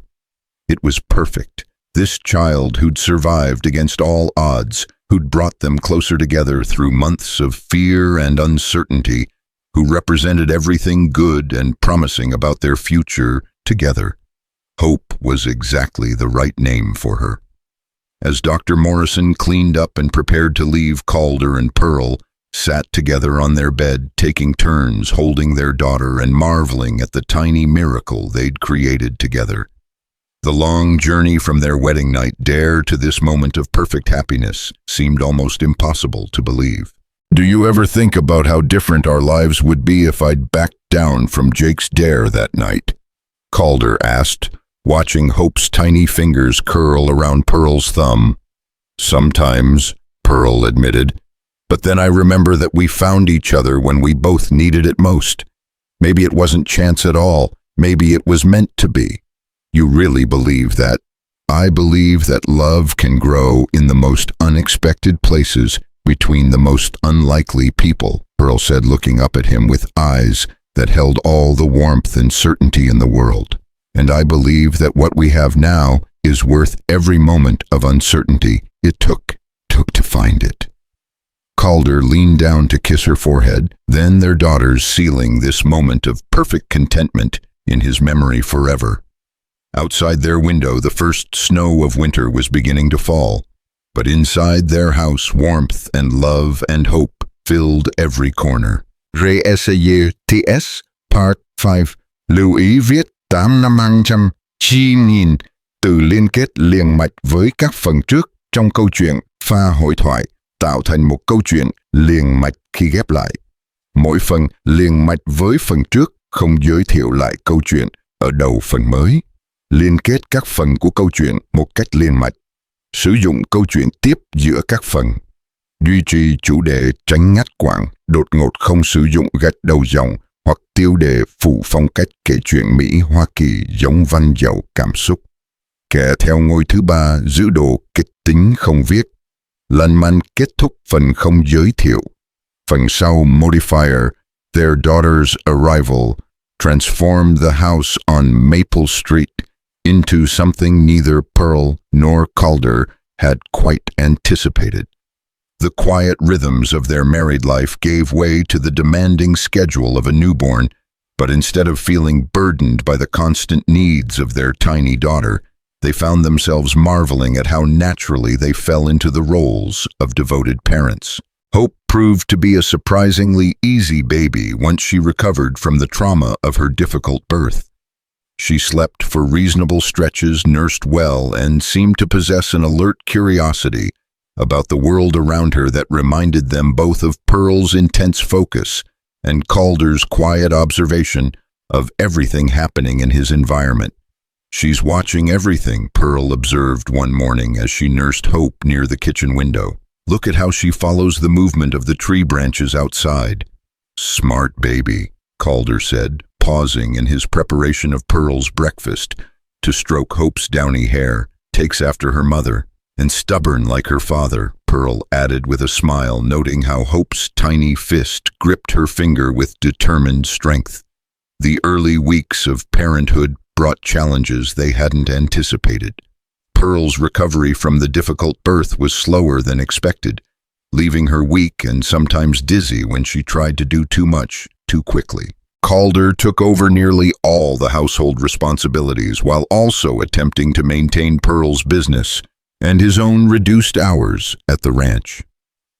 "You're exhausting yourself," Pearl said one evening as she watched Calder clean up after dinner, tend to Hope's evening routine, and prepare ingredients for the next day's remedy orders all at the same time. "This isn't sustainable." "I'm managing fine," Calder protested, though the dark circles under his eyes suggested otherwise. "No, you're not, and I'm not helping anyone by lying in bed feeling guilty about everything you're trying to handle alone." Pearl shifted Hope to her shoulder and stood up carefully, testing her strength. "It's time for me to start doing more. Dr. Morrison said you needed at least 6 weeks of recovery time.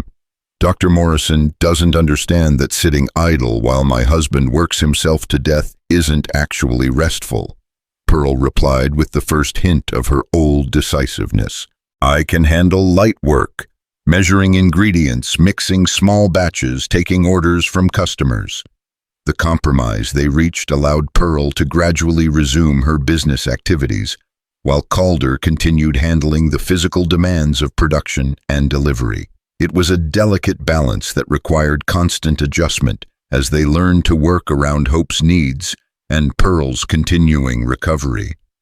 "Mrs. Davidson stopped by today," Pearl reported one afternoon as Calder returned from delivering remedies to customers in town. "She wanted to congratulate us on Hope and to place an order for her arthritis remedy, but she also asked if we'd considered expanding our offerings." "Expanding how?" Calder asked, settling into his chair and reaching for Hope, who immediately began making the happy gurgling sound she reserved for her father. "She's been talking to other women about my remedies, and several of them are interested in things I don't currently make. Headache powders, digestive tonics, even beauty preparations beyond the hand cream." The possibility intrigued Calder more than he'd expected. Over the months of working with Pearl's business, he'd developed genuine appreciation for the skill and knowledge required to create effective remedies. More than that, he'd seen how much their products meant to people who couldn't always afford or access traditional medical care. "Do you have the recipes for those kinds of preparations?" he asked. "Some of them. My grandmother's collection included treatments for almost everything, though I've never had enough demand to make it worthwhile to produce the more specialized items." "And now," Pearl smiled, the expression lighting up her whole face, "now we have a reputation for quality and reliability. People trust our products. If we could expand, gradually testing demand for new items without overextending ourselves." "It sounds like a solid business plan," Calder said, impressed by how thoroughly Pearl had thought through the implications. "What would we need to make it work?" "More space for one thing. The kitchen setup was adequate when I was working alone and making small batches, but if we're going to expand, we need a proper workshop. And we'd need to invest in better equipment, larger quantities of raw materials, maybe even hire help during busy periods." The scope of what Pearl was proposing was ambitious, but Calder found himself getting excited about the possibilities. This wasn't just about expanding a small business. It was about building something significant that could provide real security for their growing family. "The shed behind the house could be converted into a workshop," he said thoughtfully. "It's large enough and we could add windows for better light and ventilation." "You'd be willing to take on that much construction work? I'd be willing to take on anything that helps you build the business you're dreaming of," Calder replied simply. Their conversation was interrupted by Hope's demanding cry, but as Pearl settled down to nurse their daughter, both of them were already planning the future they wanted to create together. The months that followed were filled with careful expansion and gradual growth as they transformed Pearl's cottage industry into something approaching a real business enterprise. The workshop conversion took most of the winter with Calder working on construction during his free time while Pearl managed orders and cared for Hope. The project brought unexpected challenges, from finding the right materials during the coldest months of the year to designing workflow patterns that would accommodate both efficiency and safety. "I think we need the mixing station over here," Pearl said one February afternoon, standing in the half-finished workshop with Hope bundled against the cold in her arms.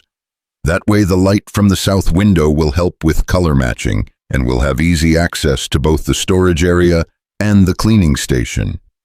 "That means moving the heavy equipment again," Calder pointed out, though his tone was patient rather than frustrated. "I know, I'm sorry. I keep changing my mind about the layout." "Don't apologize," Calder said, pausing in his work to really look at her. "This is your space. It needs to work exactly the way you want it to work. We'll move things as many times as necessary to get it right."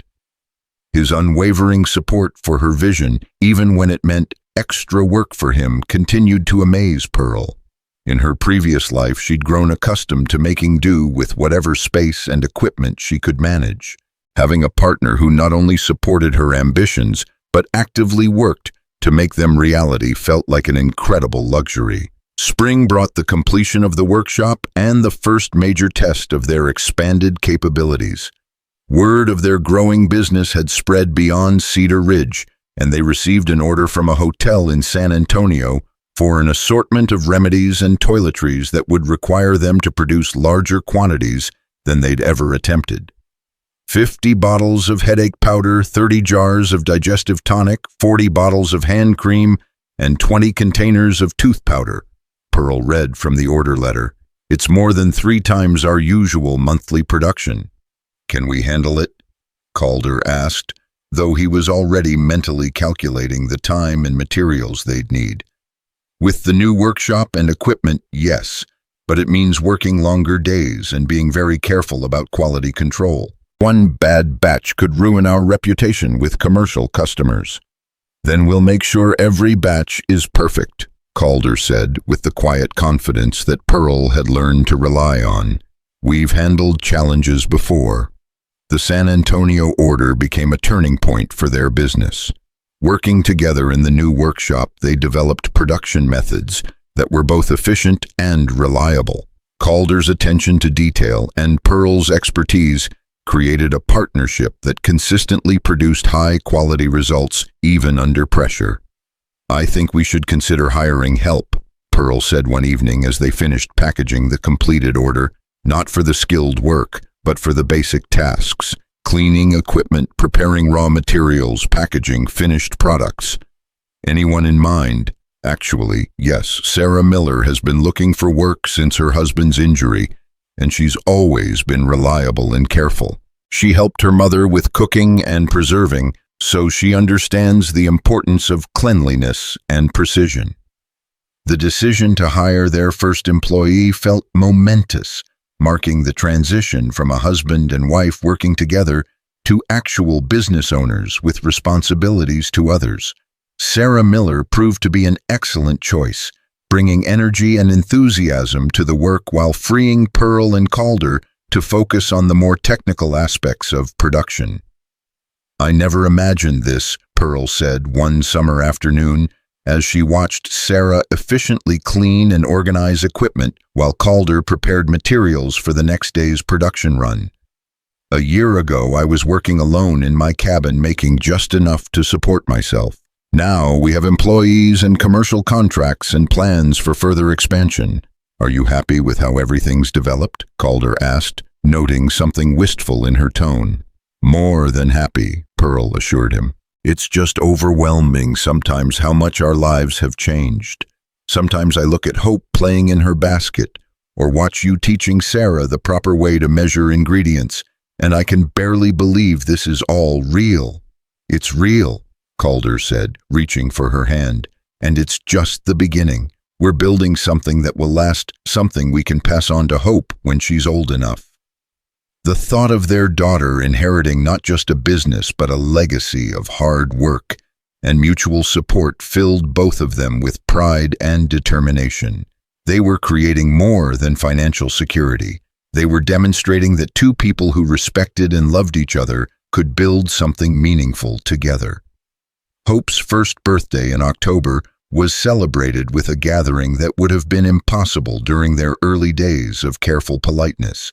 The house filled with friends and neighbors who'd watched their family grow and their business flourish. Mrs. Davidson brought her famous apple cake. The Hendersons contributed fresh butter and cream, and even Jake Morrison appeared with a hand-carved toy horse for Hope. Hard to believe it all started with a dare in the saloon, Jake said to Calder as they watched Hope toddle around the parlor, delighting in the attention from her many admirers. Best dare I ever took, Calder replied, watching Pearl laugh at something Mrs. Henderson had said while simultaneously keeping an eye on Hope's progress across the room.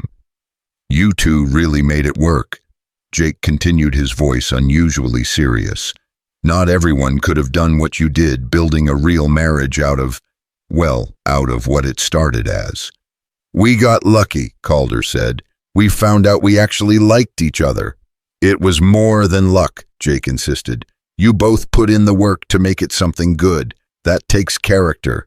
The conversation was interrupted by Hope's delighted shriek as she discovered the toy horse Jake had brought her, but his words stayed with Calder throughout the evening. They had put in the work, both of them choosing again and again to build something together rather than merely coexist in the same space. As winter approached, bringing with it the second anniversary of their wedding, Pearl made an announcement that surprised even herself. I think I might be pregnant again, she told Calder one evening as they cleaned up after dinner while Hope played with her toys on the kitchen floor. Calder went very still, his hands pausing in their work. Are you sure? Not completely, but the signs are there. The nausea, the fatigue, the way certain smells make me feel sick. How do you feel about it? Calder asked, echoing the conversation they'd had with Hope's pregnancy, but with very different emotions underlying the question. Excited, Pearl said without hesitation. Nervous about managing the business with two children, but excited. Hope should have siblings, and we're in a much better position now to handle the challenges. We certainly are, Calder agreed, thinking of their successful business, their comfortable home, and the deep partnership they'd built over the past 2 years. When do you think? Early summer, if I'm right about the timing. Dr. Morrison confirmed Pearl's suspicions a week later, but this pregnancy felt completely different from their anxious experience with Hope. They were confident in their relationship, secure in their financial situation, and experienced enough as parents to feel prepared for the challenges ahead. Everything looks excellent, Dr. Morrison reported after his examination. Mrs. Boonwell, you're obviously much healthier this time around, and your previous experience gives us a good baseline for monitoring your progress. The pregnancy progressed smoothly through the winter and spring months. Pearl continued working in the business with only minor adjustments, while Calder took on more of the physical demands, and Sarah expanded her responsibilities to cover areas Pearl found increasingly difficult to manage. We'll need to think about child-care arrangements, Pearl said one April morning as she watched Hope play while simultaneously reviewing orders and planning production schedules. 2 children will be more demanding than one, and we can't expect Sarah to manage business tasks and babysitting at the same time. My sister mentioned that she might be interested in moving closer to family, Calder said thoughtfully. She's been widowed for 2 years now, and her children are grown. She might welcome the chance to help with Hope and the new baby while earning some income. The suggestion proved perfect.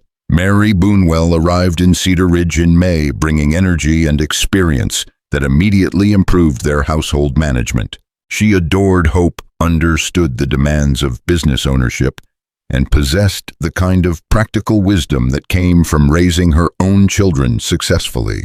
It's like having a mother again, Pearl confided to Calder one evening as they listened to Mary singing lullabies to Hope upstairs. I'd forgotten what it felt like to have someone else invested in our family's well-being. She's happy to have a purpose again, Calder replied, and Hope adores her. The timing couldn't be better. I was starting to worry about how we'd manage everything once the new baby arrives. Their second child arrived on a warm June morning with none of the drama that had marked Hope's birth.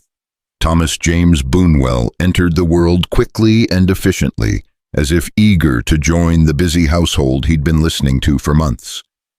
"A son," Pearl said wonderingly, as she held the red-faced infant against her chest. "Hope's going to have a little brother." "He's perfect," Calder said, touching the baby's tiny hand with the same gentle reverence he'd shown with Hope. "Look at those long fingers. Maybe he'll have your talent for precise work, or your strength for building things," Pearl replied. "Either way, he's going to grow up knowing he's loved and valued." The house that had once felt too large for two careful strangers now bustled with the comfortable chaos of a thriving family. Hope, now walking steadily and beginning to talk, appointed herself Thomas's protector and helper, insisting on being involved in every aspect of his care. "Baby hungry," she would announce solemnly when Thomas began to fuss, leading Pearl to the rocking chair and climbing up to watch the nursing process with fascination. "She's going to be a wonderful big sister," Mary observed, watching Hope gently pat Thomas's back during his feeding. "She's going to be a wonderful person," Pearl replied, pride evident in her voice. "Both of them are. They're growing up in a house full of love and purpose." The business continued to flourish despite the demands of two young children. Their reputation for quality and reliability had spread throughout the region, bringing orders from as far away as Austin and Houston. They'd hired 2 additional workers and were considering opening a small storefront in town to serve local customers more efficiently.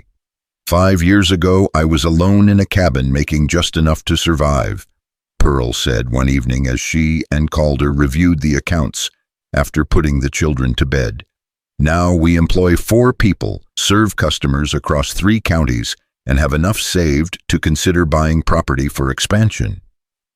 "5 years ago, I was a bachelor cowboy with no prospects beyond my next paycheck," Calder replied. "Now I'm a husband and father with a family I adore and work that feels meaningful." Do you ever miss it? The simplicity of ranch work, the freedom of having no responsibilities beyond yourself. Calder considered the question seriously. "Sometimes I miss the quieter moments, the peaceful hours on horseback watching cattle graze, but I wouldn't trade what we have now for anything. This life we've built together, chaotic as it sometimes gets, is everything I never knew I wanted." Their 3rd anniversary passed with quiet celebration, marked more by mutual appreciation than elaborate ceremony. They'd moved far beyond the careful politeness and gradual attraction of their early marriage into something deeper and more solid. They were true partners now in every sense of the word, sharing not just their daily lives, but their dreams and fears and hopes for the future. "I have something to tell you," Pearl said one October evening as they sat on their front porch, watching Hope chase fireflies in the yard while Thomas dozed in his father's arms. "Good news or concerning news?" Calder asked, noting the particular tone in her voice that usually preceded important announcements. "Good news, I think, though it complicates our plans somewhat." Pearl paused, gathering her thoughts. "Dr. Morrison confirmed it today. We're going to have another baby." Calder's eyebrows rose in surprise. "Already Thomas is only 4 months old." "I know, it's sooner than we planned, but apparently these things don't always follow our preferred timeline. How do you feel about it?" "Overwhelmed," Pearl admitted. 3 children under 3 years old is going to be challenging, but also grateful. We're blessed to have healthy children and the means to support them properly." "We'll manage," Calder said with quiet confidence. "We always do." As if to demonstrate their adaptability, Hope chose that moment to trip and fall, scraping her knee on the wooden porch steps. Both parents moved immediately, Pearl scooping up their crying daughter while Calder shifted Thomas to one arm and reached for the medicinal supplies they now kept readily available for such incidents. "Let Mama look at it," Pearl soothed, examining the minor scrape while Calder distracted Hope with silly faces. "It's not too bad. We'll clean it up and put some healing salve on it." "Kiss better?" Hope asked, hopefully, her tears already subsiding. "Absolutely," Pearl said, carefully cleaning the wound before applying a thin layer of her own healing preparation. "Mama's special medicine and Papa's kisses. You'll be good as new." The domestic scene, played out countless times in the past year, illustrated how naturally they'd grown into their roles as parents and partners. They moved around each other with practiced efficiency, each knowing instinctively what needed to be done and how best to accomplish it together. "We're pretty good at this," Calder observed as they settled Hope down with the story and prepared to take Thomas inside for his evening feeding. "We are," Pearl agreed. "Sometimes I'm amazed by how well we work together considering how we started." "Maybe that's exactly why we work so well together," Calder suggested. "We had to build everything from scratch, figure out how to be partners without any preconceived notions about how marriage was supposed to work." "You think if we'd married for love in the traditional way, we might not have learned to cooperate as effectively?" "I think we might have taken each other for granted," Calder said thoughtfully. "When you start with nothing and have to build it all together, you don't forget how precious it is." As they settled into their evening routine, Pearl reflected on the truth of his observation. Their marriage had required conscious effort and daily choice in ways that might not have been necessary if they'd begun with overwhelming passion or family expectations. They'd learned to value each other's contributions, to communicate clearly about problems and goals, and to see their relationship as something that required ongoing attention and care. The years that followed brought both expected challenges and unexpected joys. Their third child, Elizabeth Rose, arrived the following spring with a determination that suggested she was ready to hold her own in a household full of energetic siblings. Pearl's business evolved into one of the most successful enterprises in the county, while Calder found himself increasingly involved in community leadership as their reputation for fairness and reliability spread. "The town council wants me to run for mayor," Calder told Pearl one evening as they sat in their expanded parlor watching their 3 children play together on the rug. "What did you tell them? That I'd need to discuss it with my business partner and wife before making any commitments?" Pearl smiled at the formality of his language, though she understood the serious consideration behind it. Being mayor would mean less time for the business and more time dealing with politics and public disputes. It would also mean having a voice in decisions that affect our family and our community. The water rights issues, the railroad negotiations, the school funding questions. "You'd be good at it," Pearl said, after a moment's consideration. "You listen to people, you're fair in your judgments, and you understand both business needs and family concerns." "You really think so?" "I know so. The question is whether you want to take on that level of responsibility." "I think I do," Calder said slowly. "I keep thinking about the kind of community we want our children to grow up in, the kinds of opportunities we want them to have. Maybe this is one way to help shape that future." Election day brought a landslide victory that surprised no one who knew Calder's reputation for integrity and common sense.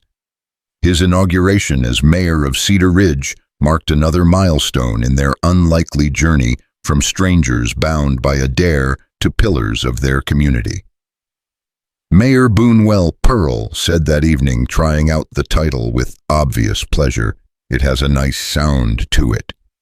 "Mrs. Boonwell, successful businesswoman and wife of the mayor," Calder replied.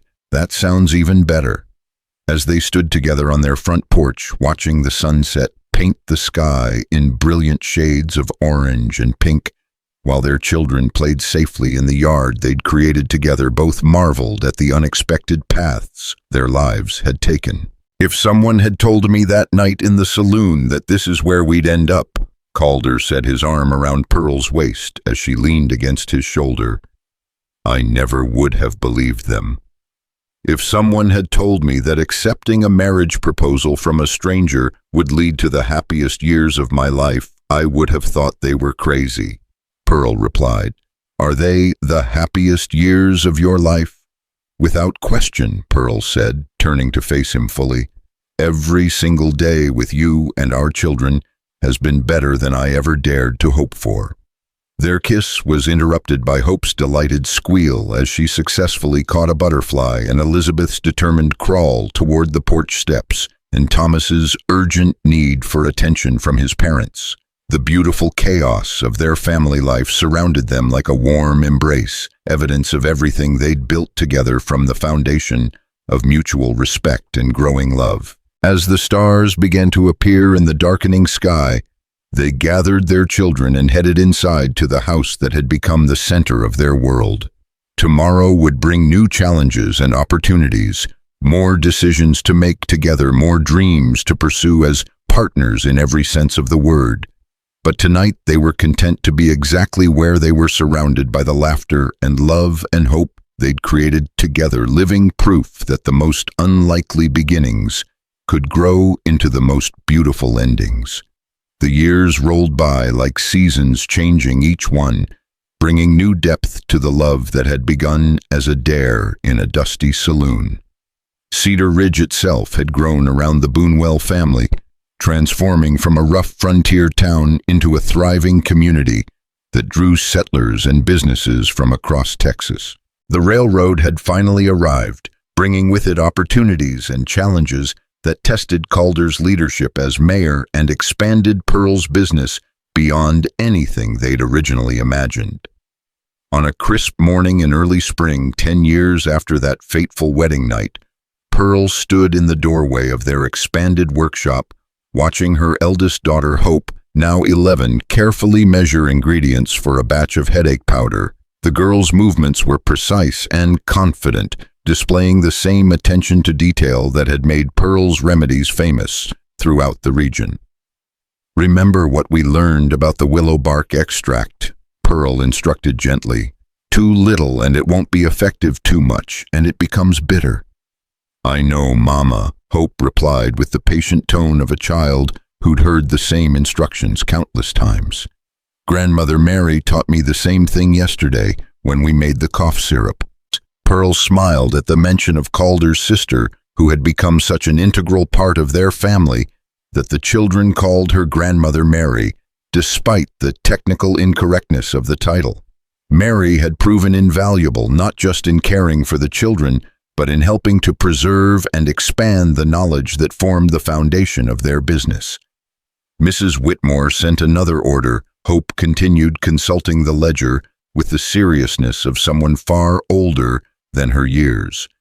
"She wants 50 bottles of the new lavender sleep tonic and 30 jars of the rose hand cream, plus 20 containers of the tooth powder." "That's quite a large order," Pearl observed. "What did you tell her about delivery time?" 2 weeks like always, but Mama, I've been thinking about something." Hope paused in her measuring, her young face serious with the weight of her thoughts. "Why don't we have our own store in town? People are always coming out here to place orders or pick up remedies. Wouldn't it be easier if they could just go to a shop on Main Street?" The suggestion wasn't entirely new. Pearl and Calder had discussed the possibility several times over the years, but other priorities had always taken precedence. Now, hearing it from their daughter's perspective, the idea took on fresh appeal. "It's an interesting thought," Pearl said carefully. "What made you think of it?" "Yesterday, when I was helping Papa at the town hall, Mrs. Davidson came by asking if she could place an order for her arthritis remedy. She had to walk all the way out here in the rain because she'd run out and was in terrible pain. If we had a store in town, she could have gotten what she needed right away." The compassion in Hope's voice, her instinctive understanding that their business was about helping people rather than just making money, filled Pearl with pride. This was what she and Calder had tried to model for their children, the idea that success meant using your abilities to make other people's lives better. "What would you think about running such a store?" Pearl asked, curious about her daughter's response. Hope's eyes lit up with excitement. "Could I? Really, I know all the remedies now, and I'm good with numbers, and I like talking to people about what they need." "You'd need to finish your education first," Pearl said diplomatically, "and learn more about the business side of things. But yes, someday I think you'd be excellent at running a store." The conversation was interrupted by the arrival of Thomas and Elizabeth, now 9 and 8, respectively, arguing loudly about whose turn it was to feed the chickens. Both children had inherited their parents' strong personalities, which meant their disagreements could be both passionate and persistent. "It's Thomas's turn," Elizabeth declared with the absolute certainty of someone who never doubted her own righteousness. "I fed them yesterday and the day before because he was too busy playing with his wooden soldiers." "I was not playing," Thomas protested indignantly. "I was practicing military formations like Uncle Jake taught me. That's educational, not playing." "Children," Pearl intervened before the argument could escalate further. "The chickens don't care whose turn it is. They just want to be fed. Why don't you do it together and then come help Hope with the packaging?" The compromise worked as Pearl's suggestions usually did. She'd learned over the years that most conflicts could be resolved by redirecting energy toward shared goals, rather than trying to determine who was right or wrong. As the morning progressed, the workshop filled with the comfortable sounds of family working together. Hope continued her careful measuring while Thomas and Elizabeth took turns reading aloud from the order list and gathering the appropriate containers. Pearl moved between stations, checking quality and offering guidance, but increasingly she found herself simply observing the smooth efficiency her children had developed. "We make a good team," she said, as they finished packaging the morning's production. "The best team," Elizabeth declared with characteristic enthusiasm. "When I grow up, I'm going to invent new remedies that nobody's ever thought of before. And I'm going to be a soldier and protect people," Thomas added. "But I'll still help with the business when I'm not fighting battles." "What about you, Hope?" Pearl asked. "What do you want to do when you grow up?" Hope considered the question seriously, her young face thoughtful. "I want to do what you do, Mama. Help people feel better, run a business that matters, have a family that works together. But maybe make it even bigger so we can help even more people." The simple ambition stated with such clarity and purpose moved Pearl more than she'd expected. Here was her daughter, not yet 12 years old, already understanding that success meant more than personal achievement. She wanted to build on what her parents had created, to take their legacy and expand it in ways that would benefit even more people. "That's a beautiful dream," Pearl said softly, "and I think you're exactly the right person to make it happen." The afternoon brought Calder home from his mayoral duties, carrying news that would change their family's trajectory once again. The railroad company had approached the town council about establishing a major freight depot in Cedar Ridge, which would bring significant economic opportunities but also require careful planning to maintain the community's character. "They want to build a warehouse district on the south side of town," Calder explained as the family gathered for dinner. "It would mean jobs for at least 50 people, plus all the indirect business that comes with increased rail traffic." "That sounds wonderful," Pearl said. "What's the concern?" "The concern is that rapid growth can change a community in ways that aren't always positive. We need to make sure we're growing thoughtfully, preserving what makes Cedar Ridge special, while still taking advantage of new opportunities." "Like what kinds of opportunities?" Hope asked, always interested in discussions about business and planning. "Well, for instance, a freight depot would make it much easier to ship your mother's remedies to customers in other states. Instead of relying on individual orders, we could potentially supply stores and pharmacies across the region." The possibility sent excitement rippling through Pearl's mind. She'd always limited her business to what could be produced locally and shipped individually, but access to major freight lines would open up entirely new markets. We'd need to expand production significantly, she said thoughtfully, and we'd need to maintain quality control even with larger volumes. It's an exciting possibility, but also a significant challenge. We could do it, Hope said with the confidence of youth. We know how to make everything perfectly already. We just need to make more of it. It's more complicated than that, Calder said gently. Larger production means more employees, more equipment, more raw materials, more coordination. It would change the nature of your mother's business quite dramatically, but it would also mean helping more people, Elizabeth pointed out. And isn't that what we're supposed to do? Help as many people as possible. The 8-year-old's simple logic cut straight to the heart of the matter. Pearl and Calder had built their business on the principle of using their abilities to improve other people's lives. If they had the opportunity to extend that impact, didn't they have an obligation to try? You're right, Pearl said finally. If we can help more people without compromising quality, then we should at least explore the possibility. What would it mean for our family? Thomas asked, ever practical despite his young age. Would Papa still be mayor? Would we still live in the same house? Those are excellent questions, Calder replied, and they're exactly the kinds of things we'd need to figure out together. Any major change would affect all of us, so all of us should have a voice in deciding what we want to do. The dinner conversation continued late into the evening, with each family member contributing ideas and concerns about the potential expansion. It was the kind of discussion that had become natural in their household, where even the youngest children were encouraged to think seriously about important decisions. As they prepared for bed, Pearl and Calder found themselves alone for the first time all day, finally able to speak privately about the opportunities and challenges ahead. What do you really think about the railroad proposal? Pearl asked as they settled into their bedroom, the familiar comfort of their shared space, providing a haven for honest conversation. I think it represents everything we've worked toward, Calder said thoughtfully. The chance to build something meaningful that extends beyond our immediate community, but I also think it would fundamentally change our lives in ways we can't fully predict. Are you ready for that kind of change? Are you? Pearl considered the question seriously. 10 years ago, she'd been a single woman making remedies in a small cabin focused entirely on basic survival. Now she was a wife, mother, and business owner with opportunities she could never have imagined. The prospect of further growth was both thrilling and daunting. I think I am, she said finally.